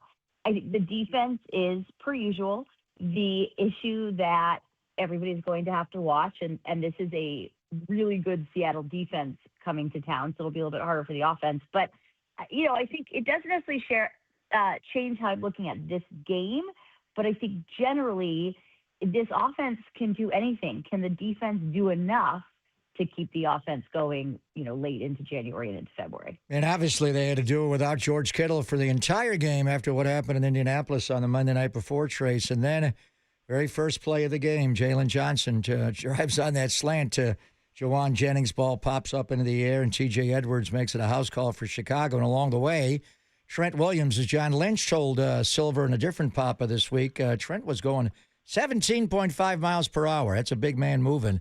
But he popped the hamstring. So a twofold question. Of the Pro Bowlers that are trying to get through practice on a short week, I think McCaffrey will play. I think Juice will play. I think George Kittle will find a way to play. Are we most concerned about Trent Williams? He's never had a hamstring injury before. And now that the opponents know, and Austin Pleasant's played really well, more of a run blocker than a pass set, and Seattle's got guys that'll overload his side all night long on Saturday. Are we? What's your level of concern that Trent can make it tomorrow night? And if Austin Pleasant does play, will it be as Pleasantville for him this Saturday night as it was Sunday night? First of all, I love a pun, so thank you very much for you can getting use that going that first thing this morning. Yeah. I will. I may just use that. Thank you, and I will credit you. I would be very surprised if Trent plays, to be honest. He hasn't practiced all week. It is a short week. As you mentioned, he's never had a hamstring injury before. So I would be pretty surprised if Trent plays. I thought Kyle gave a very interesting answer yesterday in his press conference and asked about weighing the playoffs versus, getting the 1 seed versus maybe having to play next week. And the reality is if he can go, he'll go. And that's basically what Kyle said. He's going to go with the doctors and Trent tell him. And if he can't, he won't. And I would be very surprised if he does play tomorrow. So with that in mind, Austin and Pleasantville, it probably won't be as good as it was on Sunday. First of all, you have a Seattle defense that I do think is better. I also don't think the Chicago defense was playing up to their typical ability and standard, and I think the Seattle defense has been and will tomorrow. I still have confidence in Austin Pleasant. I think he's done a really good job. Something that is worth noting, and I know has been talked about, I actually asked Kyle about it on Wednesday, is Trent is off every Wednesday. He has a vet day throughout the season. So Austin Pleasant has been getting those reps all season long, and I think that's been really also obviously helpful for him, helpful for the offensive line and their chemistry and working with him, helpful for everybody. So it probably won't be quite the same because you're dealing with a better defense because, as you said, the Seahawks know they can plan for it, but I have confidence that Austin Pleasant can get the job done. Talking to Tracy Sandler here on the UMA guest line. All right, so we like throwing out stats, and our good friend Josh Dubow has all of the best ones. So let's go with this one. Best. The 49ers have the best third down conversion rate in the NFL. They have converted 51% of their third downs. My goodness. The Seattle Seahawks have the best third down defense. They've allowed just 32% of opposition third downs. So here tomorrow night, something's got to give. How does Kyle Shanahan win this matchup against Mike McDonald, who they've had some good battles in the past, whether it be when McDonald was with Baltimore or now part of the NFC West in his second year as another Coach of the Year candidate.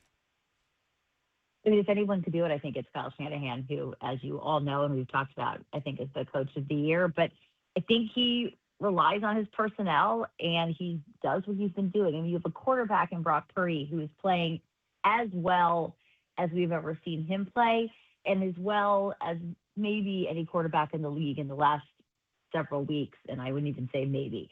You have Christian McCaffrey. You have third and Juwan. He has all the things at his disposal, probably not Trent Williams, but I think Kyle Shanahan keeps doing what he's doing.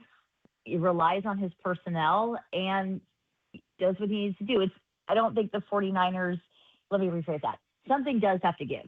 So it won't be probably as easy to convert for third downs. The 49ers may not be as successful as it, but by the same token, Seattle hasn't met this 49ers team, this rendition of it. I know they met week 1, but this rendition of it that has been so hot in the last several weeks in their ability to stop third down. So something's got to give, but both sides will probably not be as successful at it as they have been this season, if that makes sense. Yeah, and since Brock came back, that game against Arizona, I think he is playing the best of any quarterback in the NFL, and the way the offense is scoring, 30, 40 a game, it's amazing. He's not going to play enough games to be a serious candidate.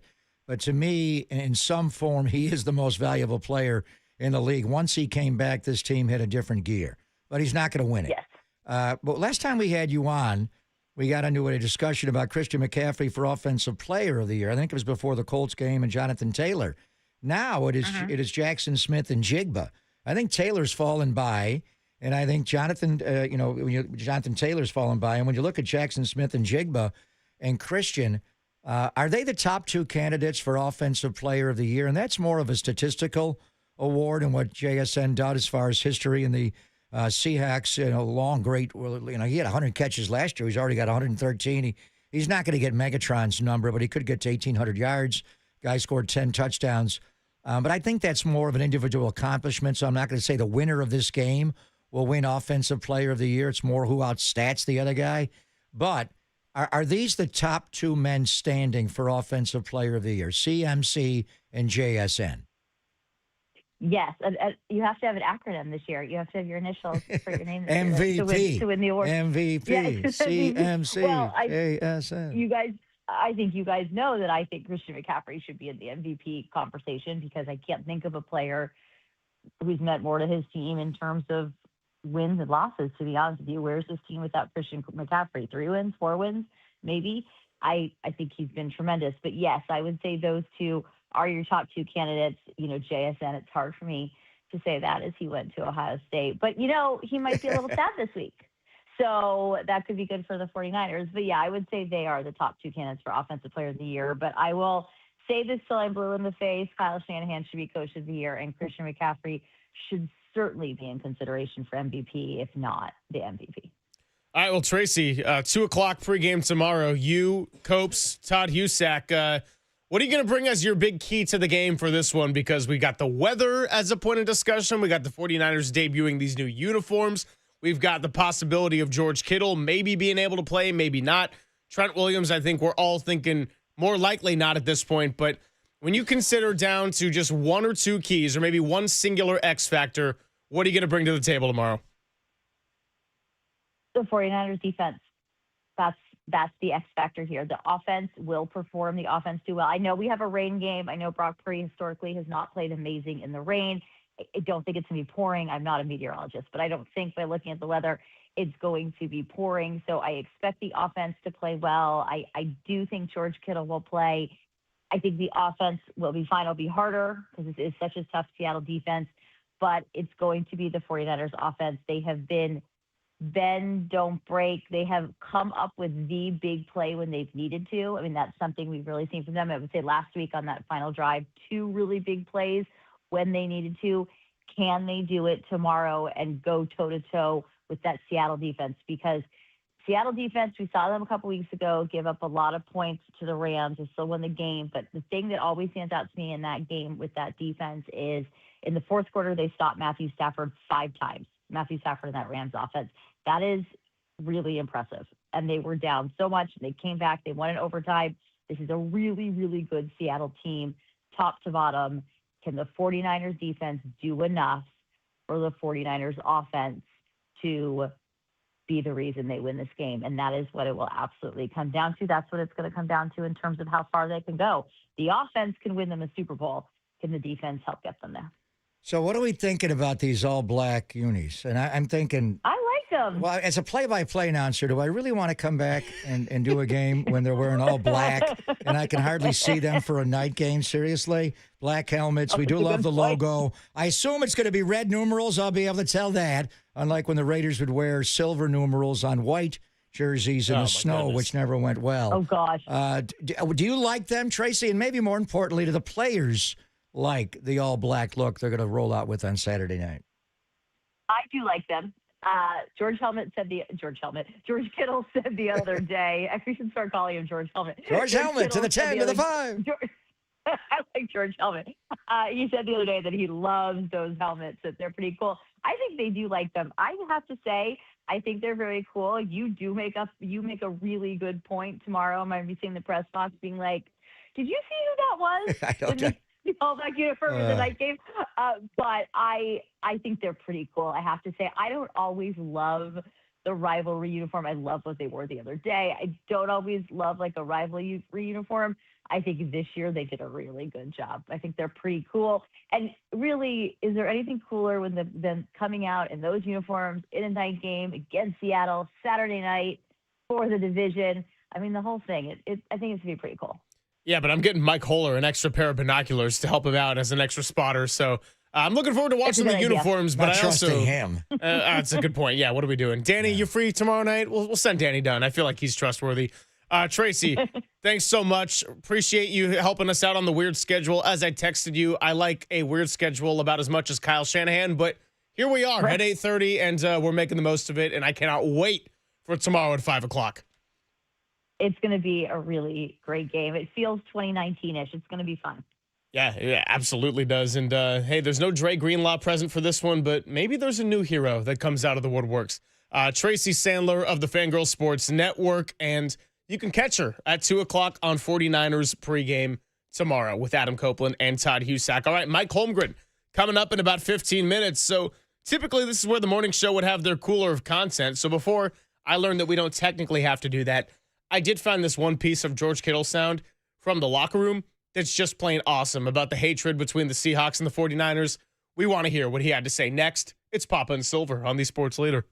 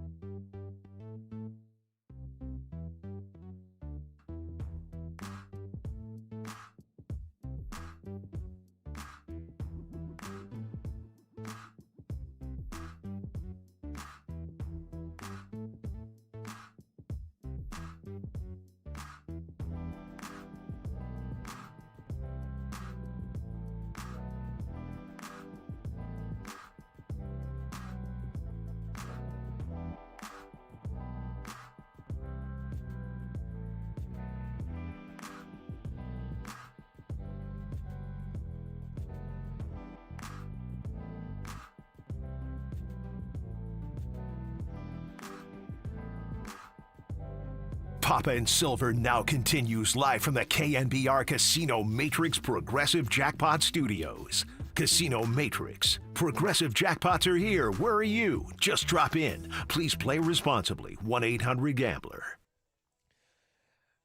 Hey, thanks for spending your morning with the Gregs. That's right, no Murph and Marcus. But I got to tell you, and I said this to Derek too, I'm really happy we were able to get a lot of local shows going this week because, yes, I know that societal norms have the holidays make it a lot of people take time off. They shut things down. But, man, for the 49ers, I mean, could you imagine if we had no shows going this entire stretch where you had the Bears game, now you got the Seahawks game?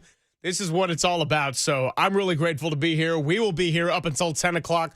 We'll be finishing at our normal start time. And then when we get back on Monday, it's all business back on the normal schedule. All right, Mike Holmgren coming up in about 10 minutes. And, man, it's going to be fun catching up with him. I know he spends his time up in Seattle now. And when I was coordinating times with him, he's going on Seattle radio today as well. So might have to catch that interview, see if he takes one tone with us, one tone with another. But George Kittle spoke about the rivalry and how much he loves playing up in Seattle. Now, that's not going to be the case tomorrow night, but he did speak to the hatred that these two franchises and fan bases feel toward one another and just how much he likes it. So, George, I mean, why have me tease it when just listening to George Kittle is pure, sheer entertainment? Winning on Thanksgiving was pretty fun there. Running off the field with a full turkey, throwing it into the crowd was pretty entertaining. I don't know, my very first game ever there, we lost, but I played against Cam Chancellor and Richard Sherman, which was pretty sick, and Earl Thomas. And Cam Chancellor had an opportunity to rip my head off, and he didn't do it, so I was pretty thankful. Let's see. I've had a lot of good memories there. I love Seattle's like one of my favorite stadiums because they hate us, and it's always like twice as loud as any other stadium I ever play in. So it's such a great atmosphere, and I love their hatred for us, and hopefully the faithful bring it this weekend for them. I mean, the faithful are going to bring it. I know that for a fact because of the way that they've shown up at home and on the road. And 49er Player of the Week was Dominic Pooney, and he joined Derek and I, and we asked him about what it was like for the faithful, and he spoke about how crazy it was that game in New York when Jackson Dart afterwards kind of called out his own crowd and said it didn't really feel like a home game. And Dom was saying, look, to be all the way that far on the East Coast and to have the crowd show up like that, that was unreal. And that's a player who is only in his second year, and he's going to be playing his first playoff football coming up in a second. So, yeah, it's not a playoff game, but is it going to have the playoff atmosphere? Yeah, you're damn right. Well, it could largely impact what your fate is come playoff game. You win this game, you're the number one seed. You don't play wild card weekend. You got 2 home games to go to the Super Bowl, which will be in your home stadium, versus possibly having to go to Philadelphia or Chicago play on wild card weekend. And I know the faithful travels well, but you go to Philly or Chicago, you're going to have to use a silent count on the road. A lot of stadiums the Niners go to, they don't have to. Seattle, you do. Mm-hmm. And Dominic Pooney, I remember him as a rookie going in there last year. He was the one. The guard looks back at Brock and lift the leg, whatever you use to trigger the snap of the ball. The guard tells Jake Brendel when to snap the ball, and it was Dom Pooney. It's a lot on him. It is a great rivalry. It goes back. We're going to bring in Mike Holmgren. And obviously, when you think of the great rivalries in Niner history, you go back to the early days of the All-American Conference in the NFL in 1950. It was the Cleveland Browns. It was Otto Graham and Paul Brown. But then, after the merger in 1970, it was the Dallas Cowboys and having your heart broken against them in 70, 71, and on the onside kick in 72, how that turned out. And that's why the catch game and Dwight Clark meant so much to the fan base to finally beat Dallas. And then it was Green Bay for a long, long time. It was Green Bay and that great rivalry. And Mike Holmgren left the Niners. He coached Green Bay, and then he coached Seattle. So he's been a part of the other side of it. I want to get his perspective on all of this. But as far as Seattle, that is the new rivalry. For a generation that don't remember, Roger the Dodger and Captain Comeback and how Staubach got the nickname in the 70s, and they don't remember really Dwight and, Danny White in that game. They remember the 10s, the aughts, that whole run there, and Pete Carroll against Jim Harbaugh and all the matchups, all the games, the mediocre Michael Crabtree and Richard Sherman and, all the injury involving Navarro Bowman and them eating turkey on your, 50-yard line on a Thanksgiving night. And then George and his group going up. And it is for a while. And we got Pittsburgh, Baltimore, could have took the Sunday night spot. I would say for a long time, the NFL has been defined In the AFC, it was Pittsburgh and Baltimore. In the NFC, it was the 49ers and Seahawks. Whether it was the 2010s and their legendary matchups or what we've had more recently and the Jacob Hollister. And I know we chant beat LA, but here we are. You got to beat Seattle to get to where you want to go, and the Rams are going to watch and figure out whether they're a 5 or a 6. They're not playing a home game in the playoffs unless we get an upset. And they might. But anyway, this rivalry has taken on so many different forms. To me, and since I've been with the Niners, it's been different because of that stadium. When it opened, they not go back to the Kingdome days and Warren Moon, and that place was so deafening. That was a 4 Tylenol game every time you went in there. 4 extra strengths, pregame and after the game. You're going to ring all day long. And then they go into this place called CenturyLink Field, the Link, and the 12s, and what a great stadium, and the way they arch the top and the sound stays in, and the owner, Paul Allen, the way they reverberate sound back. They did it all, and it was intimidating to play there. So when you went on the road there, it was different. And George mentioned remember Bobby Wagner's 98-yard interception and return for a score? What was that, against C.J. Beathard? I'm not even sure, but he took one back 98 yards for a score. But all the big moments, and Brock Purdy going in there, his first road game in the NFL, he played in that Soundgarden with 2 fractured ribs and was perfect. Came out, I remember watching him in pregame warm-up. I'm like, he can't throw the ball. He didn't take the shot yet. He did. He started like 11 for 11. He had to run for a big third down at the end of the game. He had to go into a certain slide, the hook slide at second base to get the first down. Then JP broke the run, and they wound up winning.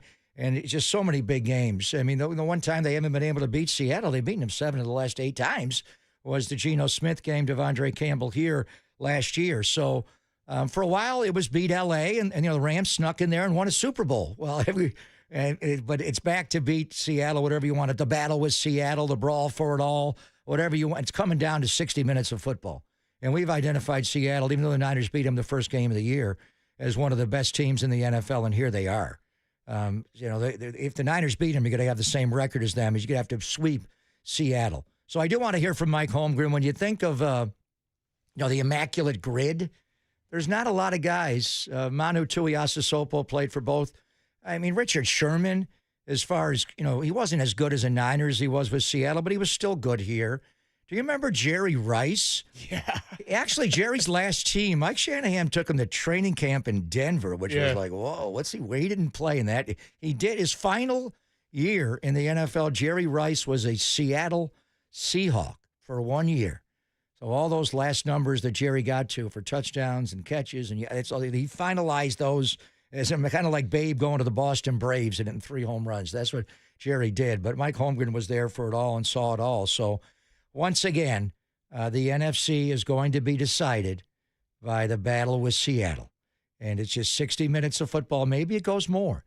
Maybe we go to overtime. Maybe we slog through the rain like we're playing up there. But certainly for the last 15 years in NFC play, tell me a better rivalry than the 49ers and Seahawks. Well, first of all, my immaculate grid submission is always Mike Upati. That's what I always go with. I love Mike Upati. He was a better Niner than a Seahawk. Yeah, he was. With you there. Yeah, so anyway, because he was a better Niner, that's usually what I submit with him.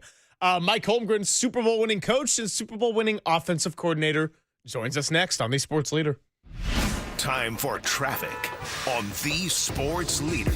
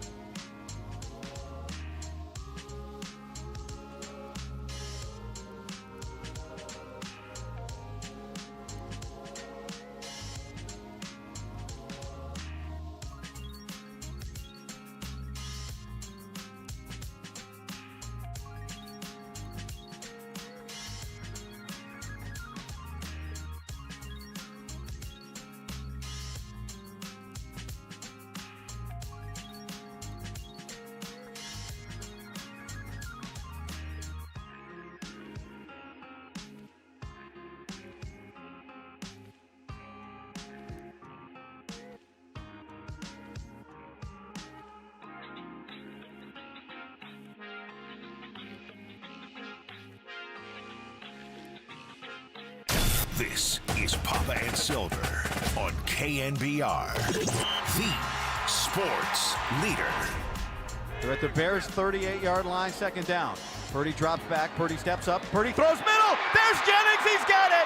Inside the 20, the 10. He's gone! Touchdown! 49ers back in front. As much as I love Soundgarden and Outshined, I'm going to have to start swearing off all my Seattle band music for the next couple of days and stick to something local. Love all these Seattle bands, but we're going to be moving ahead and look to 5 o'clock tomorrow night. And here joining us now is Super Bowl winning coach, Super Bowl 31 champion, and also Super Bowl 24 winning offensive coordinator as a member of the San Francisco 49ers, a 17-year NFL head coach. Mike Holmgren joins us on the UMA guest line. Mike, thanks so much for your time. Happy New Year to you. Greg Silver, Greg Papa, here on KNBR as we get ready for the Brawl for it all tomorrow. Niners, Seahawks, how are you? I'm doing great, guys, and Happy New Year to you, too. It's always a pleasant thing to be on your show.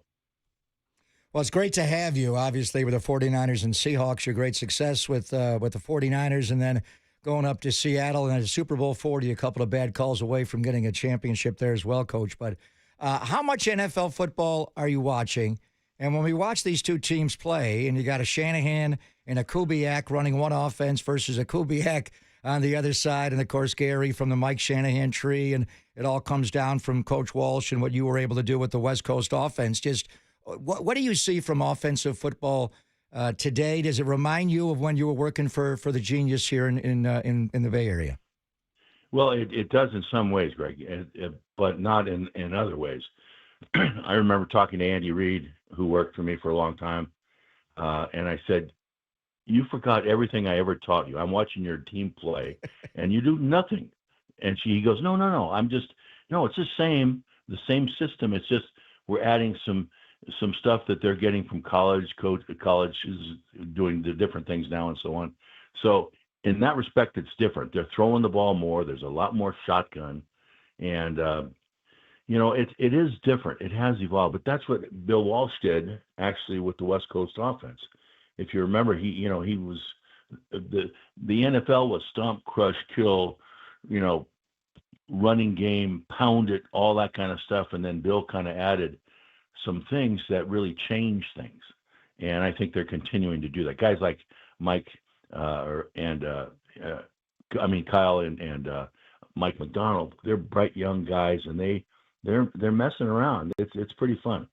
Well, you talk about messing around, Mike, and I just want to get your perspective on the evolution of Kyle Shanahan here, because we talked about it early in the season, what we thought his best head coaching job was, and as this one has gone along, it is clear that start to finish in a regular season, this has to take the cake. And for all these reasons, aside from, the injuries and overcoming adversity, I mean, Kyle Shanahan teams and Mike Shanahan teams, for that matter, have always been about the run game. And the 49ers have struggled to run the ball consistently this year. They haven't had a lot of explosive plays. They had the number one passing attack when Mac Jones, a backup quarterback, was starting the majority of their games. So, again, I don't know how much the 49ers you've watched up close this year, but just knowing the history of the Shanahan, their style, this family, what can you make of the way that Kyle himself has evolved this year in year 9 with the 49ers?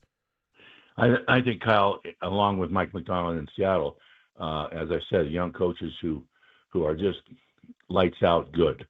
And what Kyle's done, considering the people that have been hurt, the players that have been hurt, the players that are no longer on the team, it's remarkable. Bosa's out, Warner's out, Kittle didn't play last week. I mean, there's all sorts of times like that where you are injured and you just aren't the same team. Yet he's managed to win games and get to this position at the same time overcoming those injuries. Not to mention the quarterback position. Now having Mac Jones that was a good move, and so he's a good player. But it has to mesh with the coach, and those two quarterbacks, and Purdy in particular over the years, over the last couple of years with Kyle, it shows how important it is that those guys are on the same page. The importance of a good backup quarterback. You guys had a room full of them, and you were the OC and obviously the quarterback coach when you came here in the mid-'80s, Mike. But And the Niners were a good team with Mac. They won 5 games when he was the quarterback for 8, but they averaged just 22 points a game. And you get Brock Purdy coming along the way, and since the bye, they're in the mid-30s, and in the month of December now, they're scoring over 42 points a game. The numbers are just incredible. When he first arrived here, there were some that were comfortable going with the Joe comparison. You have to kind of tread lightly, as you know. But you were in the room with Joe and Steve, and now you're watching Brock, and he's got a little bit of each of them, but he's entirely different. He's his own guy. Just tell me what you see from Brock Purdy, a quarterback coach. Well, that's an interesting comparison. I have people ask me that a fair amount about Joe and Steve, and then Favre too, and guys I coached. But Brock Purdy, when I watch him play, there are things, it does remind me of Joe just a little bit. That he is very, very smart. His movement and decision-making is really good, and Joe is a master at that. And then, so I see that. But, as far as arm strength and velocity, there are some things that are different. But the combination, as I said earlier, between Kyle seeing what his quarterback can do and the offense we can run with this person, it's really a good thing. It's a fun thing for an old coach to watch. Talking to Mike Holmgren here on the UMA guest line, kind enough to join us ahead of tomorrow night's showdown. So I want to get your take on this as an offensive-minded Super Bowl winning coach. Both the Niners and the Seahawks have 2 elite units. For the 49ers, it's their offense and their special teams. For the Seahawks, it's been their defense and their special teams. And I know we've kind of joked about Kyle Shanahan in the past and how he doesn't pay as much attention to special teams, and the Niners special teams unit was so bad last year. Brant Boyer comes in, fully turns it around. When you coached games where special teams was a strength on both sides of the ball, how did that alter your prep and the way you thought about a general game plan? Well, you kind of knew that with the special teams that you had an advantage. If you thought your special teams were better than the other team's special teams, okay, that's a big advantage in the football game as far as positioning on the field, being able to now kicking long field goals. I don't know what they're doing with the balls now, but they can kick long field goals. We will. That's a topic for another discussion. Have me on the show and we'll talk about that. The cable. Yeah. But no, that factors in absolutely. But it's kind of weird. I remember when the Rams played the Seahawks. I'm on the radio in Seattle and I said I think it's going to be low scoring. Both defenses, and it wound up to be 38-37. So nothing would surprise me tomorrow night, even though what you said is true. One has an offensive advantage, I think. One has a defensive advantage, I think. But it's football, and you guys have been around it a long time, and things can change. You never know for sure what could happen out there. That's why this matchup is so great, because you got the 2 head coaches going at each other. Kyle calls the offense. He designs the offense. He executes the offense. Brock does.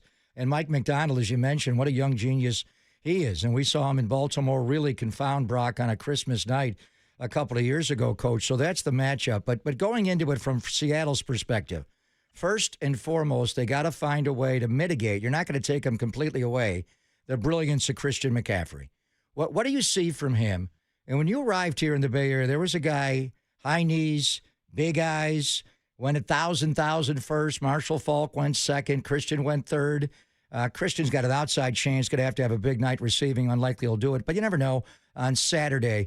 Just what do you see from the brilliance of Christian McCaffrey as a runner, a route runner out of the backfield, the way he catches the ball? And do you see any commonality with him and Roger Craig? Well, I certainly do. And, Roger will always, in my mind, Roger will always be one of the best backs, and I hope he gets in to the Hall of Fame because he certainly deserves it. But in Christian, when I watch him play, he has great speed and instincts as a runner, and he's tough. He's a running back, but he's tough. He can lower his head. He can make people miss. He can do all those things, And then as a pass receiver, he's got great hands. You don't always see that. You don't always see that a great runner being a great pass receiver as well. But he can do that. The other thing is he's a willing blocker when asked.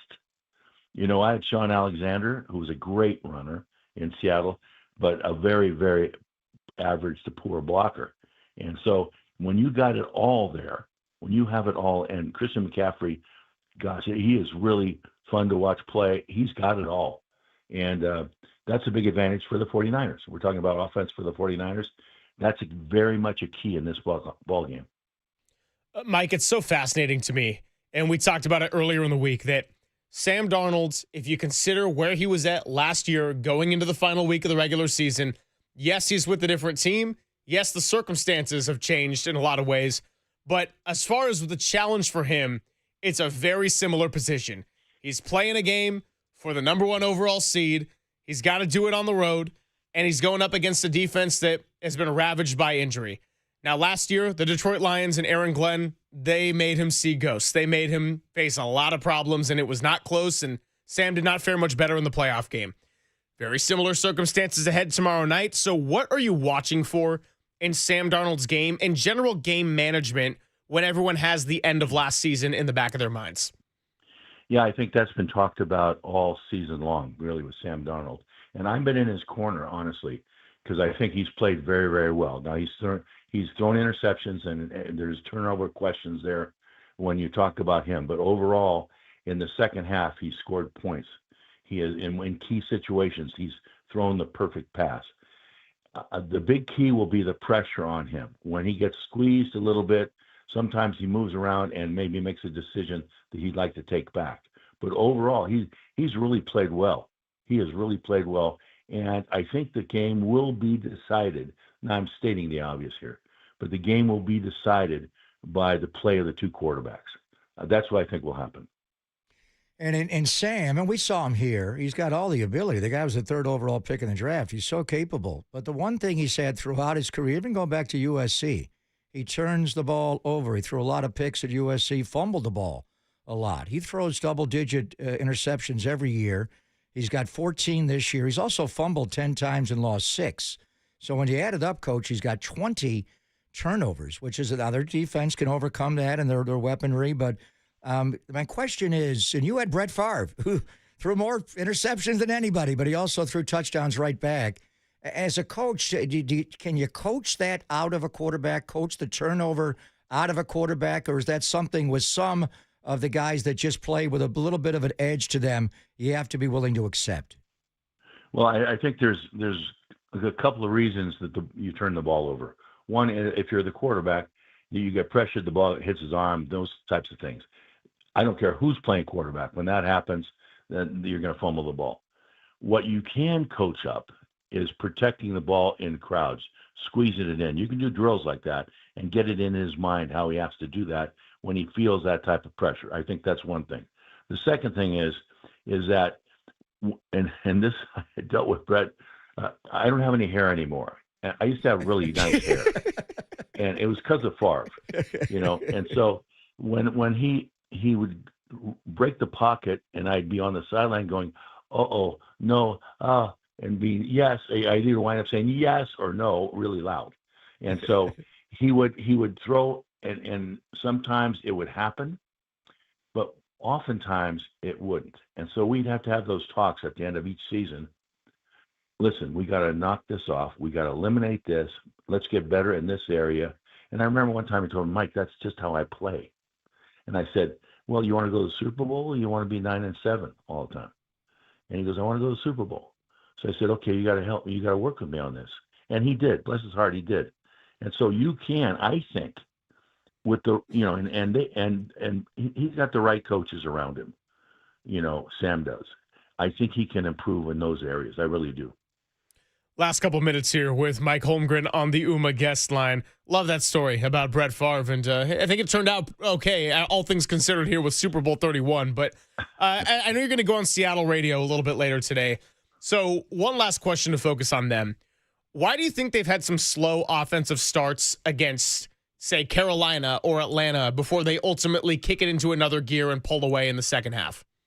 Greg, I wish I had a good answer for you, honestly. Because I watch and I have to chart all those games because I have to talk about them the next day. And you're right. The first half of most games has not been good particularly against teams that are pretty good. And what has been shown is that the opponent is able to go on long drives. They don't score a lot of points, but they take a lot of time. And so Seattle doesn't have that much time. If they go 3 or 4 or 5 plays and out, then they lose the ball. They don't have much time. That's been part of the first half in a lot of games for them. The other thing I've always said, and I would like to see more play action pass. Kubiak is a really good play caller, but sometimes they get, they want to run the ball. Let's run the ball. Sometimes you can't run the ball. And so play action pass and movement, get the quarterback out of his spot to give pressure on the defense. I'd like to see some more of that early. Then they transition. They have transitioned into the second half and do some of those things, and then all of a sudden the momentum is there, and they've scored more points in the second half. But it is a little bit of a mystery. But I'm thinking those two areas I think have factored in. Yeah, they've been able to run the ball the last couple of weeks. There's no doubt. They ran it against Carolina, and they also had a good game, running it the Wild Thursday game you mentioned against the LA Rams. And their defense just takes the ball away and gives their offense short fields where they can be 3-3, 6-6 and a half, and all of a sudden it's 24-6, 10 minutes later, which leads to their defense. And they're strong on offense, but their defense is what sets them apart. The brilliance of Kyle Shanahan, Coach, is his ability to know defenses and know how to move defenses and to set them up in the grand master chess game he's playing. But I'm looking at Seattle, and almost every team you can find a weakness somewhere, whether it's scheme, whether it's personnel, where Kyle's going to exploit this area. I'm looking, and I'm looking, and I'm looking. I can't see one from the Seahawks, either in personnel or scheme. Do they have a defensive weakness, Coach? You know what? It's not in the front four. The defensive line is really good. Their linebackers with Jones, he is very good. If they have any weakness, and there's not much on defense, you couple with that with Mike McDonald, that's his baby, the defense. You see maybe a corner, Woolen at times, you can pick on him if he's playing. Getting the safeties, they're very, very aggressive. So I think you're going to see play action pass and movement type things from San Francisco to get the safeties perhaps a little bit up there and then go over the top. But this is a huge challenge. It reminds me of going against the Bears and Buddy Ryan. It's just, or Pittsburgh, when they were really great on defense. It's a huge challenge because you can figure out a couple things, but then you can't figure out everything based on their personnel. You can base it on scheme, but sometimes their personnel makes the difference anyway. But you guys, you know this. This is going to be a great football game tomorrow night. Oh, I think that one, we've been feeling that way since the ball dropped in the end zone from Caleb Williams at the very end of Sunday night, and we knew what was at stake for this. So, Mike, thanks so much for coming by with us. Happy New Year again, and really, really appreciate it. I don't know what we're going to be talking about on Monday, but I have a feeling it's going to be no problem filling a 4-hour show. I kind of agree with you. Hey, Happy New Year, guys. Same to you. You going to pick a winner, Coach? Who do you like in this game on Saturday night? They ask me that all the time when Green Bay plays San Francisco, or who are you rooting for? I want to see a good game. That's what I want to see. Well played, like a pro. Thank you, Coach. Thanks, Mike. All right, guys. Mike Holmgren, San Francisco native, 17-year head coach, won a Super Bowl as offensive coordinator with the 49ers and a head coach with the Green Bay Packers. I love the line about losing his hair because he was coaching Brett Favre, because you do have to think there's a lot of players out there who are brilliant in their own right. But if you're a coach, they got to drive you crazy. Like I'm thinking of your Russell Westbrooks. Draymond here in the Bay Area is brilliant and also can drive you crazy in different ways. Brett Favre. So I guess what I'm getting out of it is we're not going to blame chemotherapy for some of your hair loss. I think it was just Walter producing all those shows for us. He may have been working with you as well. Yeah, we'll see. It's probably more like it as well. And with Favre, he just was that guy. And anytime you went into a game against Favre, he's going to throw you a couple. Make sure you don't drop him and try to make him pay. Sam Darnold is going to give you some footballs in this game, and that is going to be the key. What do you do with the opportunity? And he does fumble the ball. He drops snaps from center. He gets hit in the pocket. He turned the ball over at USC. In 2 years there, he had 22 interceptions, and the fumble, he loses the ball. Every year in his career, 17, 19, or 15, 13, 11, 13, 12. This year, 14 interceptions, and he's also fumbled 10 times and lost 6 of them. So he's turned the ball over 20 times this year. That can be the difference in the football game. Now, how does the weather impact that? But there's going to be a moment or 2 or 3 when Sam is going to give you a chance to take the football. You got to catch the ball, and you got to make him pay once you get the ball back, whether it's a pick six like D. Winters against Rivers or short field, or if it's in the low red zone or, on third down or you're, deep backed up, whatever it is, he's going to give you a chance to take the football from him. You've got to take it and make him pay for it. Or if we're going to keep comparing the Seahawks defense to the Houston Texans defense, they throw you an interception at the end of the half. Get down, get out of bounds, or find a way to take it all the way to the house and cut it back. And that was the first interception the Niners had this whole season. Yeah. All right, let's get some keys to the game, some X factors, look deeper into the 49ers before we talk to Greg Bell. And then before we know it, we're going to be up on out of here, and we got a bunch of bowl games for you starting at 10 o'clock. It's Pop and Silver Morning Edition on the Sports Leader.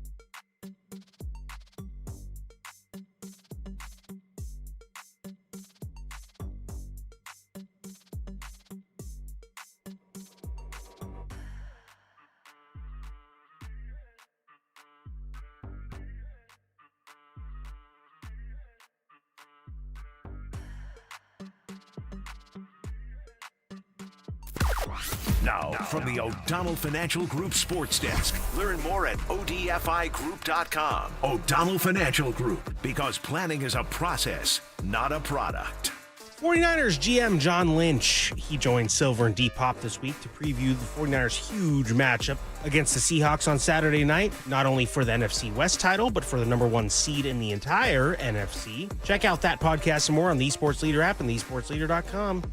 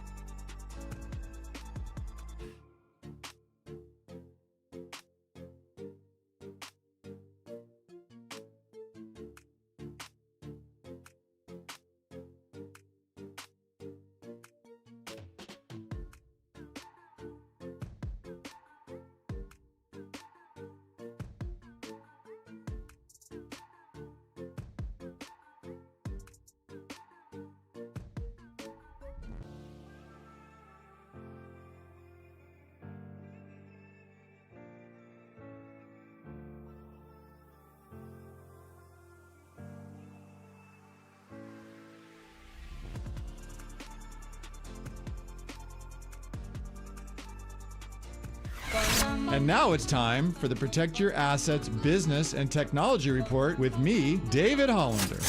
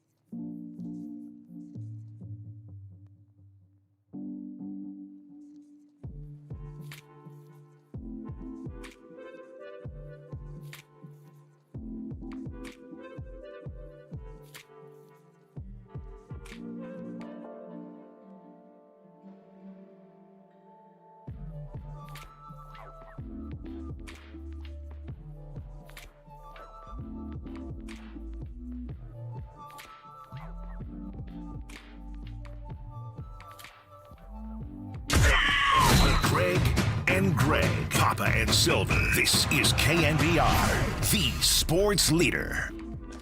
And this, I dealt with Brett. I don't have any hair anymore. I used to have really nice hair, and it was because of Favre, And so when he would break the pocket, and I'd be on the sideline going, no, and be yes, I'd either wind up saying yes or no really loud.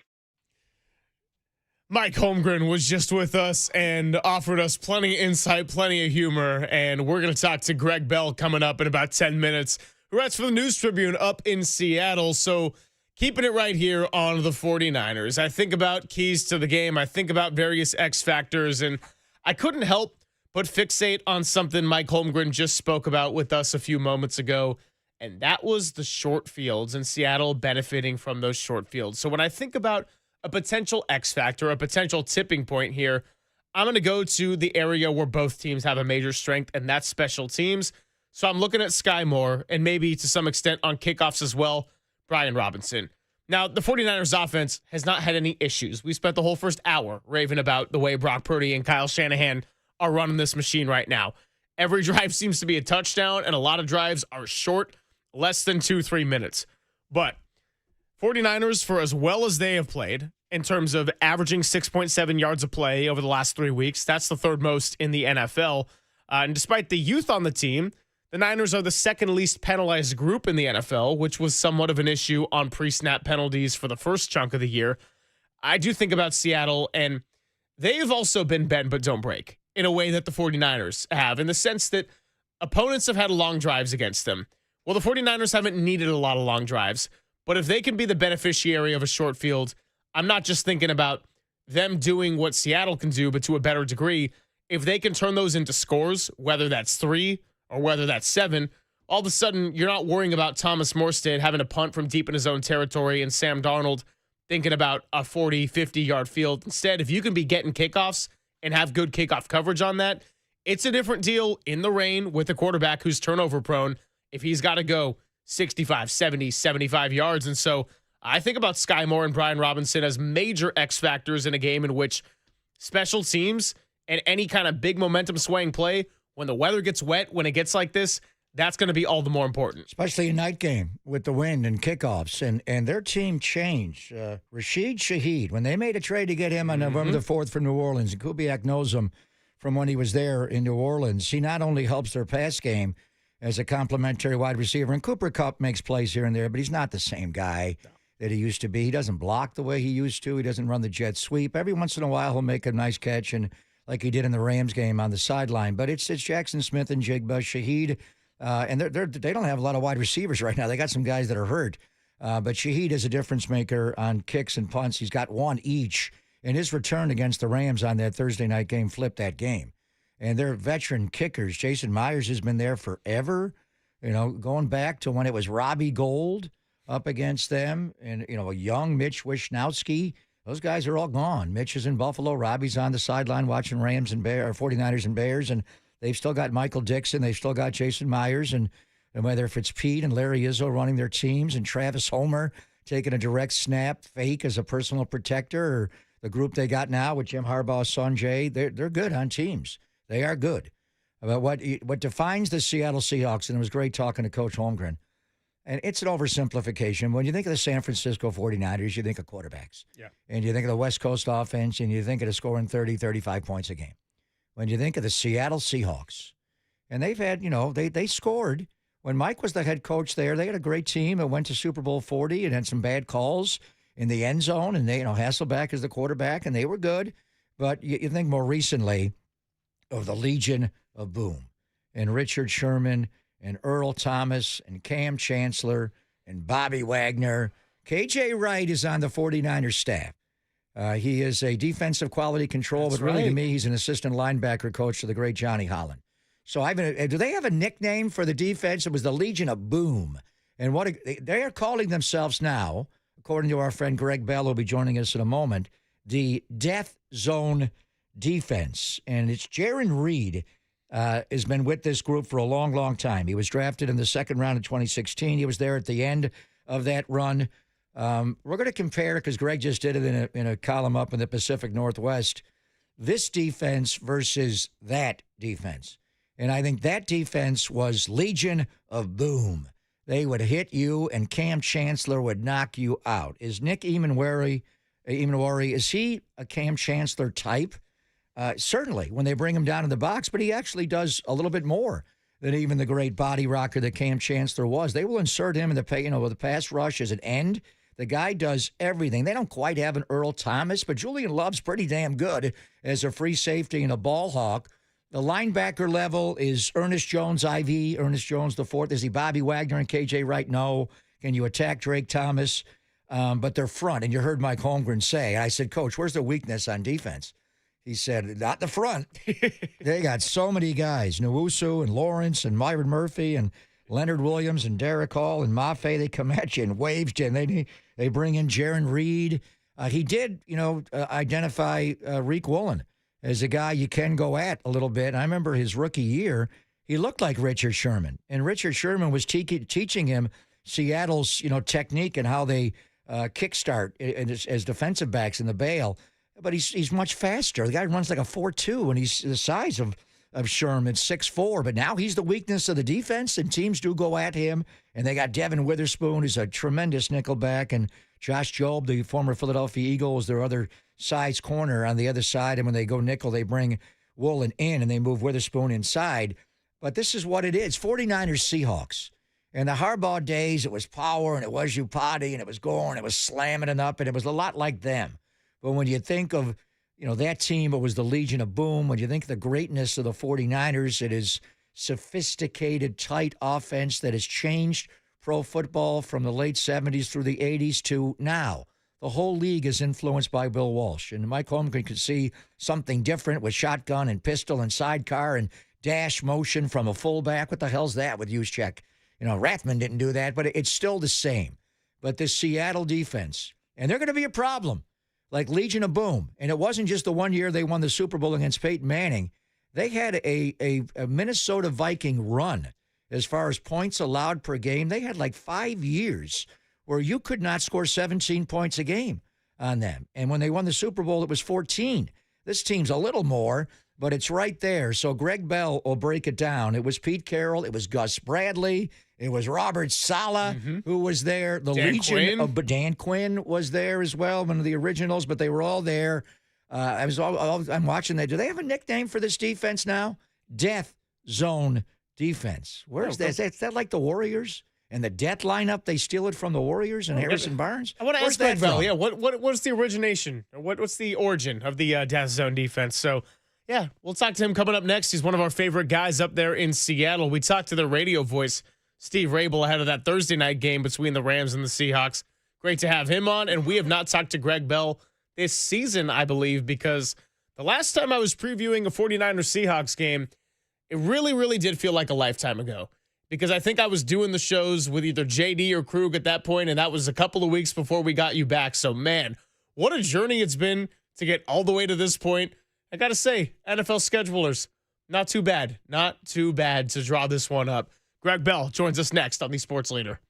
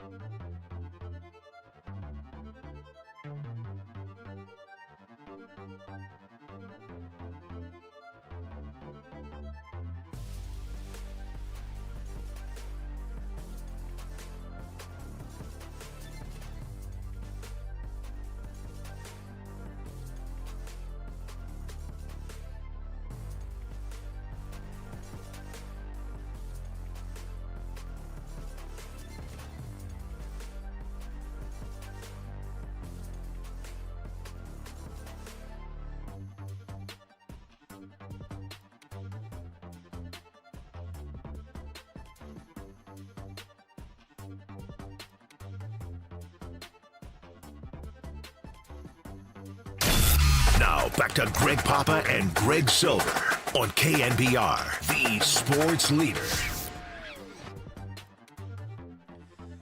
All right, getting ready, getting ever so close to 5 o'clock tomorrow night. Pregame going to start right here on the sports leader, and you can hear Tim Ryan with hopefully the guy who's been with me all morning long, Greg Papa. It is Papa and Silver. Got another half hour for you, and before we get on out of here, we got to catch up with our good friend of the News Tribune up in Seattle. Greg Bell does a fantastic job covering the team, and he has for years. He joins us now on the UMA guest line. Greg, it's so great to have you with two other Gregs, Papa and Silver. How are you? How are you doing ahead of this massive matchup on Saturday night? Well, thank you. Happy New Year, Greg, and Happy New Year to everybody in the Bay Area. Let me be I'll be the 10th millionth person to say how great it is to talk to Greg Papa, and glad to have my man back on the air, and hoping to see you tomorrow night at the stadium. And congrats, sir. I know you put in a little bit of effort to be where you are. Thank you. I'm gonna bring a Pittsburgh pierogi to the sideline that we can break bread with, and I'm gonna give you a big hug. And let me just start. So on my all ball is named after my leukemia, acute lymphoblastic leukemia B cell, all B. So as I was drafting the first ever in the all ball league, I was debating which running back to take because I overdrafted Josh Allen and I had no running back. So I was texting Greg Bell before the opener and throughout the year because I had heard in Seattle they're phasing out K9, Kenneth Walker III, final year of his deal. He likes to jump around. Charbonnet's more of a one-cut downhill guy. So I drafted Charbonnet, and most of the weeks he got very modest numbers, but he scores touchdowns. The guy scored 11. And the last time out, he had a big game against Carolina, 110 yards and a couple of touchdowns. So let's just start with Seattle's up and down running game and how they are going to use the running backs. I think that's one of the keys. Teams that have been able to control the 49ers, and they do it a variety of ways with the Niners defense, Greg, as you know, is being able to run the ball. Seattle has run the ball some, not consistently, more so the last 2 weeks. And how do they use K9 versus Charbonnet? Yeah, well, you can put that in my tab, by the way, Greg. Yes. Charbonnet for you. 11 touchdowns this year. He's been a find, right? He's the first double-digit touchdown guy for Seattle since some guy named Marshawn Lynch in 2013-14. It boils down to this. When they want to go outside zone, they go Charbonnet, one cut and go, shoulders up the field. When they want to go inside zone or gap pull or almost anything else, including in the pass game and early downs, it's Walker. Walker's just had guys waiting on him as soon as he gets handoffs most of this season. I mean, it looks like dude's waiting on a bus for him when he just hasn't had the blocking. Last week against Carolina, the game plan was heavy outside zone against the Panthers, so they went with Charbonnet. I think it's going to be more of a mixed bag tomorrow night. I think you're going to see more of Walker than you did in Carolina. But when they do go outside zone, they have a confidence now that they have a guy coming off an 100-yard running game doing that. It's Charbonnet. But you're right. That's where Seattle and Clint Kubiak start on the run. Nobody in the league runs a higher percentage of run plays than Seattle, yet the Seahawks are just 21st in the league, 3.9 yards per carry. So even when they aren't running well, Kubiak still runs it because he wants to run play action off of that with Darnold getting outside and on the move. Greg, so left tackle Charles Cross is out, and then swing tackle Josh Jones is questionable going into tomorrow night. If Jones can't go, who would ultimately step up, and what can we expect in terms of the experience, how many reps, et cetera? Well, next to none. But it looks like Josh Jones is going to play. He's trending toward playing. Yesterday was the first day he was on the field all week, and it looked to me like he was coming back to play. And the fact he's listed as questionable, maybe he'll take it up to game time for a little gamesmanship. If Jones doesn't play, and I expect him to, I think they really only have Amari Kite an undrafted rookie from Central Florida who has 2 snaps, on offense all year. He hasn't started yet. It would be his first start. They're trying to avoid that for sure. Josh Jones has played well. That's why they signed him, a journeyman, 4 or 5 teams the last couple of years, 28 years old, to be a backup swing tackle, and that's what they need him to be now. But they like what they've seen in the 2 games he started for Cross. I'd be very surprised if Josh Jones isn't the left tackle tomorrow night. Which is the blind side for one, Sam Darnold. And Sam has cut back his sacks. Last year in Minnesota, he got sacked a lot, 48 times. This year it's down to 25. But in typical Sam I am fashion, Greg, he just throws the ball to the other team. He always has double digits, INTs, and 14 on the year, 10 fumbles. He's lost 6, so 20 turnovers in total. He is a Pro Bowler again this year. The numbers are down a little bit from Minnesota. But how would you categorize the first year of a 3-year, $100.5 million deal they gave Sam Darnold to be the new quarterback in Seattle? Greg, high ceiling, high risk. And part of the reason he's down on sacks is he does get rid of the ball sometimes to a fault. You mentioned the 20 turnovers. It leads the NFL. It's the most in the league. Seattle has 28 turnovers, second most in the league. Clint Kubiak talked yesterday about how that's just no way to win a championship. That's a big focus for them. They want him. He's got to be more secure with the ball. When defenders are near him, we saw Nick Bosa push right tackle Abe Lucas into Darnold in week 1 and ended the game on the goal line in the final minute. When defenders are near him, he often loses the ball or comes close to losing it. He could have had 2 more interceptions in the first half at Carolina. They dropped a pick 6 on the first pass play of the game, first drive of the game. And then another deflection went through a defender's hands later in the second quarter. He easily could have had 4 turnovers against Carolina. Yet when he's good, he has been excellent, throwing 3,800-plus yards. He's got Jackson Smith-Njigba, the leading yards receiver, over 1,700 yards. They want to push the ball down the field far more than they did last year with Ryan Grubb and Geno Smith. It is almost sometimes Daryl Lamonica, Mad Bomber type stuff that Smith-Njigba and Darnold do. And I think they're going to get a chance to do that more tomorrow than they have recently if they can corral what's been, as you know, a weaker 49ers pass rush, especially with Bosa and Warner out. If they get time to throw, look for deep crossers, deeper routes than Smith-Njigba's been able to pull off lately. That's how he got all those yards early in the season.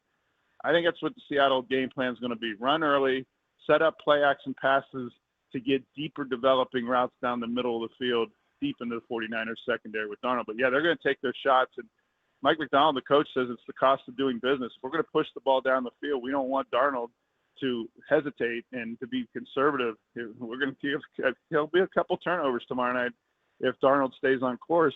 Yet when he has come back in the second half, especially in games, they've been very good. Talking to Greg Bell here of the Tacoma News Tribune. And while we're on the topic of Sam Darnold, Greg, you've noted that this week he's been joking around. There's a relaxed demeanor despite the high stakes of tomorrow night. And so going back to Week 16 Thursday Night Football, completing the comeback against the Rams, Darnold overcoming a couple of picks that looked like it was going to be the fatal flaw for the Seahawks.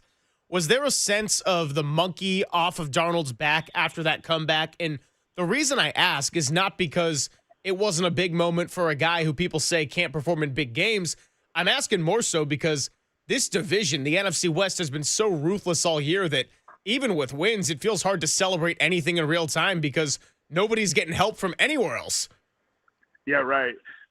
But Darnold has so many monkeys that was just one of them off his back to beat the Rams the way he did. He's still got the Week 18 monkey of last year in Detroit when the Vikings and he just got destroyed by the Lions. He was 18 of 41 passing for under 170 yards. That was a game just like this for the division title and the number 1 seed.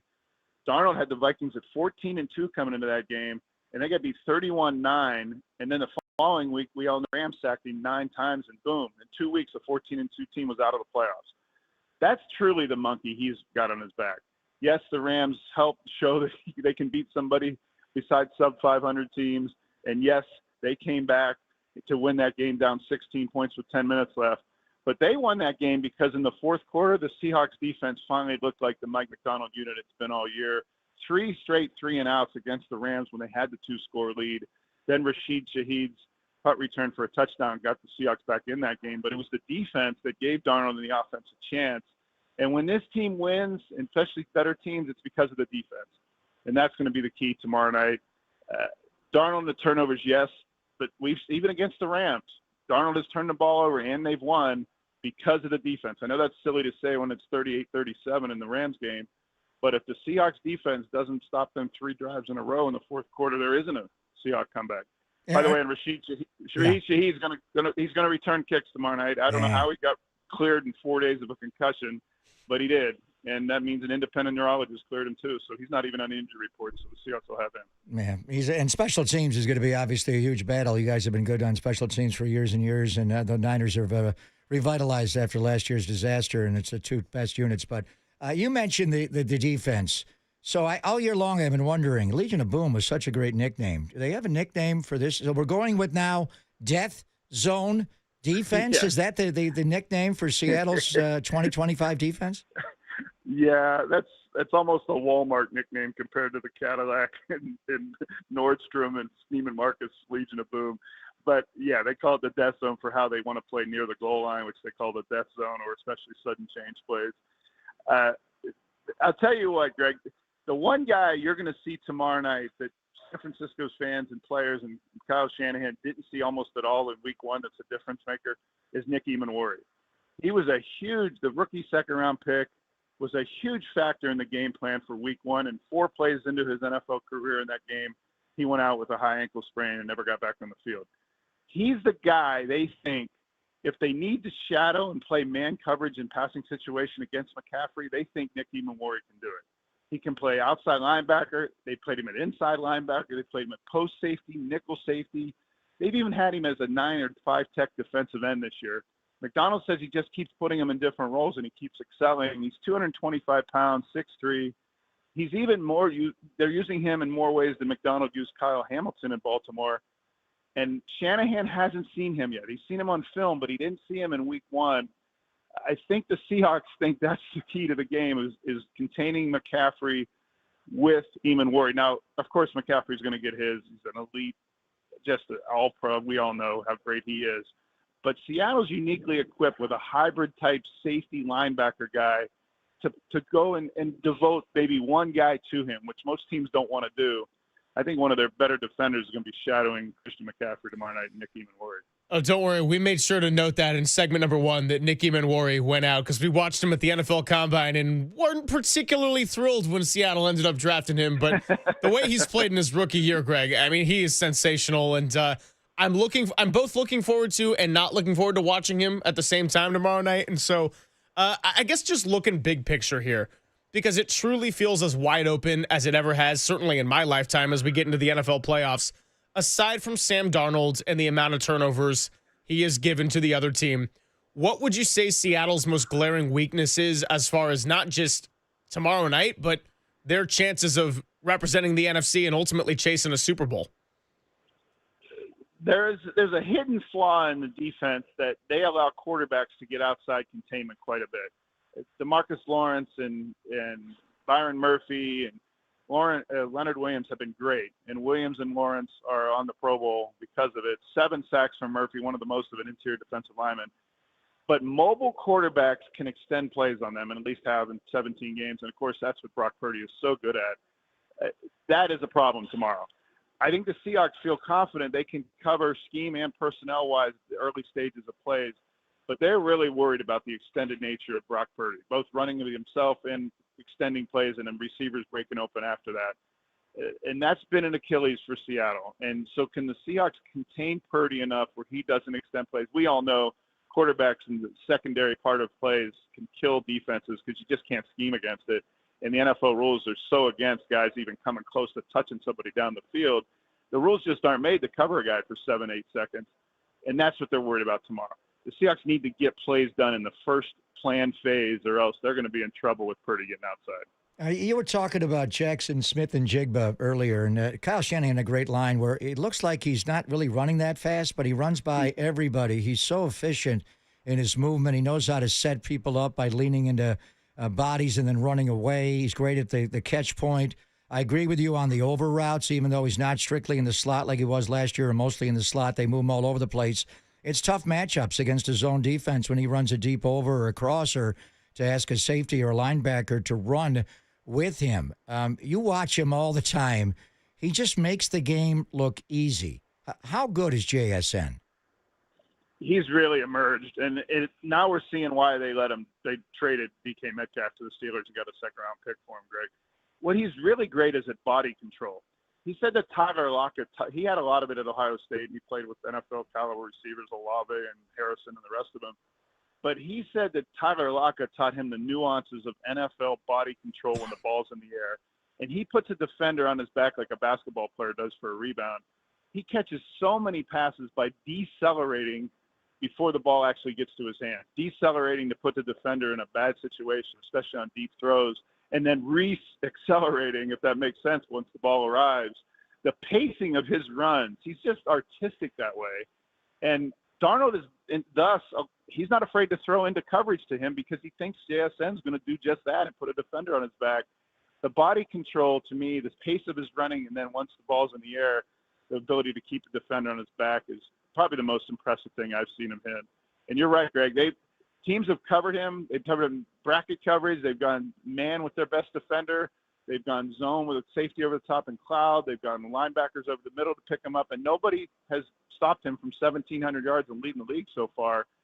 Again, there's been games that they haven't been able to get him deep because of pass protection issues, but that could be a key tomorrow night if the 49ers pass rush continues to struggle as it has all year because of the injuries, giving JSN that time to unleash with that body control I'm talking about with deep passes in the air. Look, whether it's weather or quarterback play or generating pass rush or finding ways to extend plays, there's going to be a lot of thin margins that determine this one, Greg. Right. And really thankful for you coming by with us as we got a shortened show today, but we got to get these local shows in because this is as big of a game for the regular season for the 49ers and the Seahawks as, I guess 2019 when it was all on the line once again. So here we are just 6 years later. And even though it's a different iteration of the Seahawks, man, I know a lot of fans are getting riled up on both sides because of the great history really since the start of the 2010s of what it's been between these two teams in this division. So thanks so much for coming by and giving us this insight. That's great to have you guys. And the crazy thing about it, guys, is next week will be a bigger game because it'll be the playoffs. Niners aren't playing next week. I don't know what you're talking about. We'll watch you guys go to Philly or Chicago. Exactly. A bigger game for me when I got to get on plane. Yeah. Bundle up, brother. Love you. Can't wait to hug you tomorrow night. I'll give you a hug. I'll give you a hug tomorrow night. Thank you, Greg. Happy New Year to everybody. Same to you. Awesome. Greg Bell of the Tacoma News Tribune. Great to have him on. All right, when we come on back, let's wrap up the show. That's right. We're only going to 10 today. It's a 3-hour show. But by the time we come back on Monday, maybe we can take a bit of a breath with number one, being back on a normal show routine, and number two, maybe just waiting for the 49ers to play an extra week. Get an extra week for Trent Williams and George Kittle and Kyle Juszczyk and Christian McCaffrey. And if not, let's get ready for Tampa, Carolina, Philly, Chicago. I don't know. You tell me. We'll find out all things tomorrow around 8 o'clock on Saturday. Papa and Silver on the Sports Leader.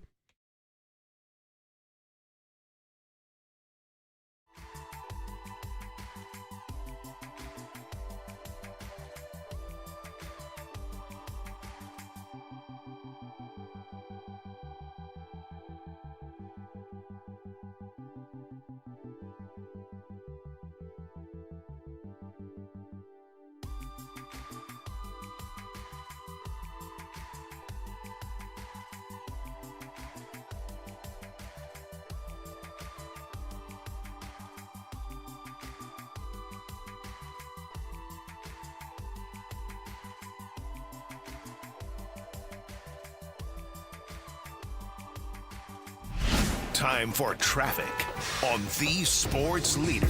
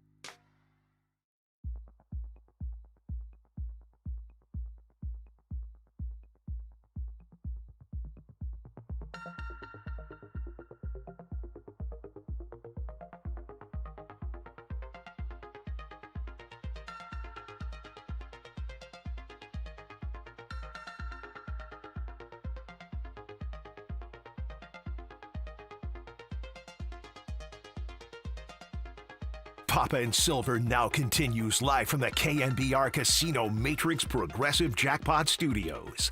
Casino Matrix. Progressive jackpots are here. Where are you? Just drop in.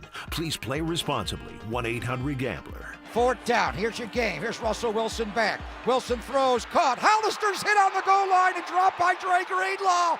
He is short. 49ers come away with the ball. The 49ers have stopped Hollister on the goal line. The 49ers are going to win the game. Pretty cool way to wrap up Greg Papa's first regular season. And if all goes well, we might be able to hear something similar tomorrow night. Although I don't know what to quite expect in this brawl for it all. The battle with Seattle. Winner takes the number 1 seed. And I do love what Matt Barrows wrote a couple of weeks ago about the improbables for the 49ers, because that's really what this team continues to be. Yes, we know who their core is. We know who their best players are. And I think now that Brock Purdy is a $53 million a year quarterback, we're beyond the phase of calling him an improbable. We know who he is and the high level he's playing at. But even so, it's everybody else that you would think maybe wasn't going to be a big part of this season. Tatum Bethune, having to play your Mike linebacker. I'm thinking about Jake Tonjes, what he did to begin the season in Seattle and what he did when Kittle was out this last week. And by the way, Jawan Jennings, who has become your ex-wide receiver, who was holding out in training camp, and he had the calf injury, and he wanted a revised contract. He's hitting incentives. You know, if he gets a touchdown tomorrow, he would be the first 49ers touchdown with 10 touchdown receptions in a season since Terrell Owens in 2002. And we've had a lot of good 49er receivers walk through this door. And we had Ayuk, we had Deebo Samuel, but Jawan Jennings, another 7th rounder to continue to rise up. This is the team full of the improbables. Can they put the cherry on top and get the number 1 seed? Well, that's what we're going to find out tomorrow. I'm going to change his nickname from Third and Jawan to TDJJ is what he's become.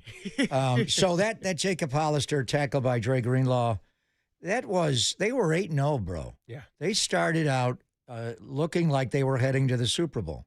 And I remember a game in the LA Coliseum against Goff and the Rams offense that was state-of-the-art then, and their defense was just ferocious. I remember that Sunday night game against Aaron Rodgers when his eyes got dark.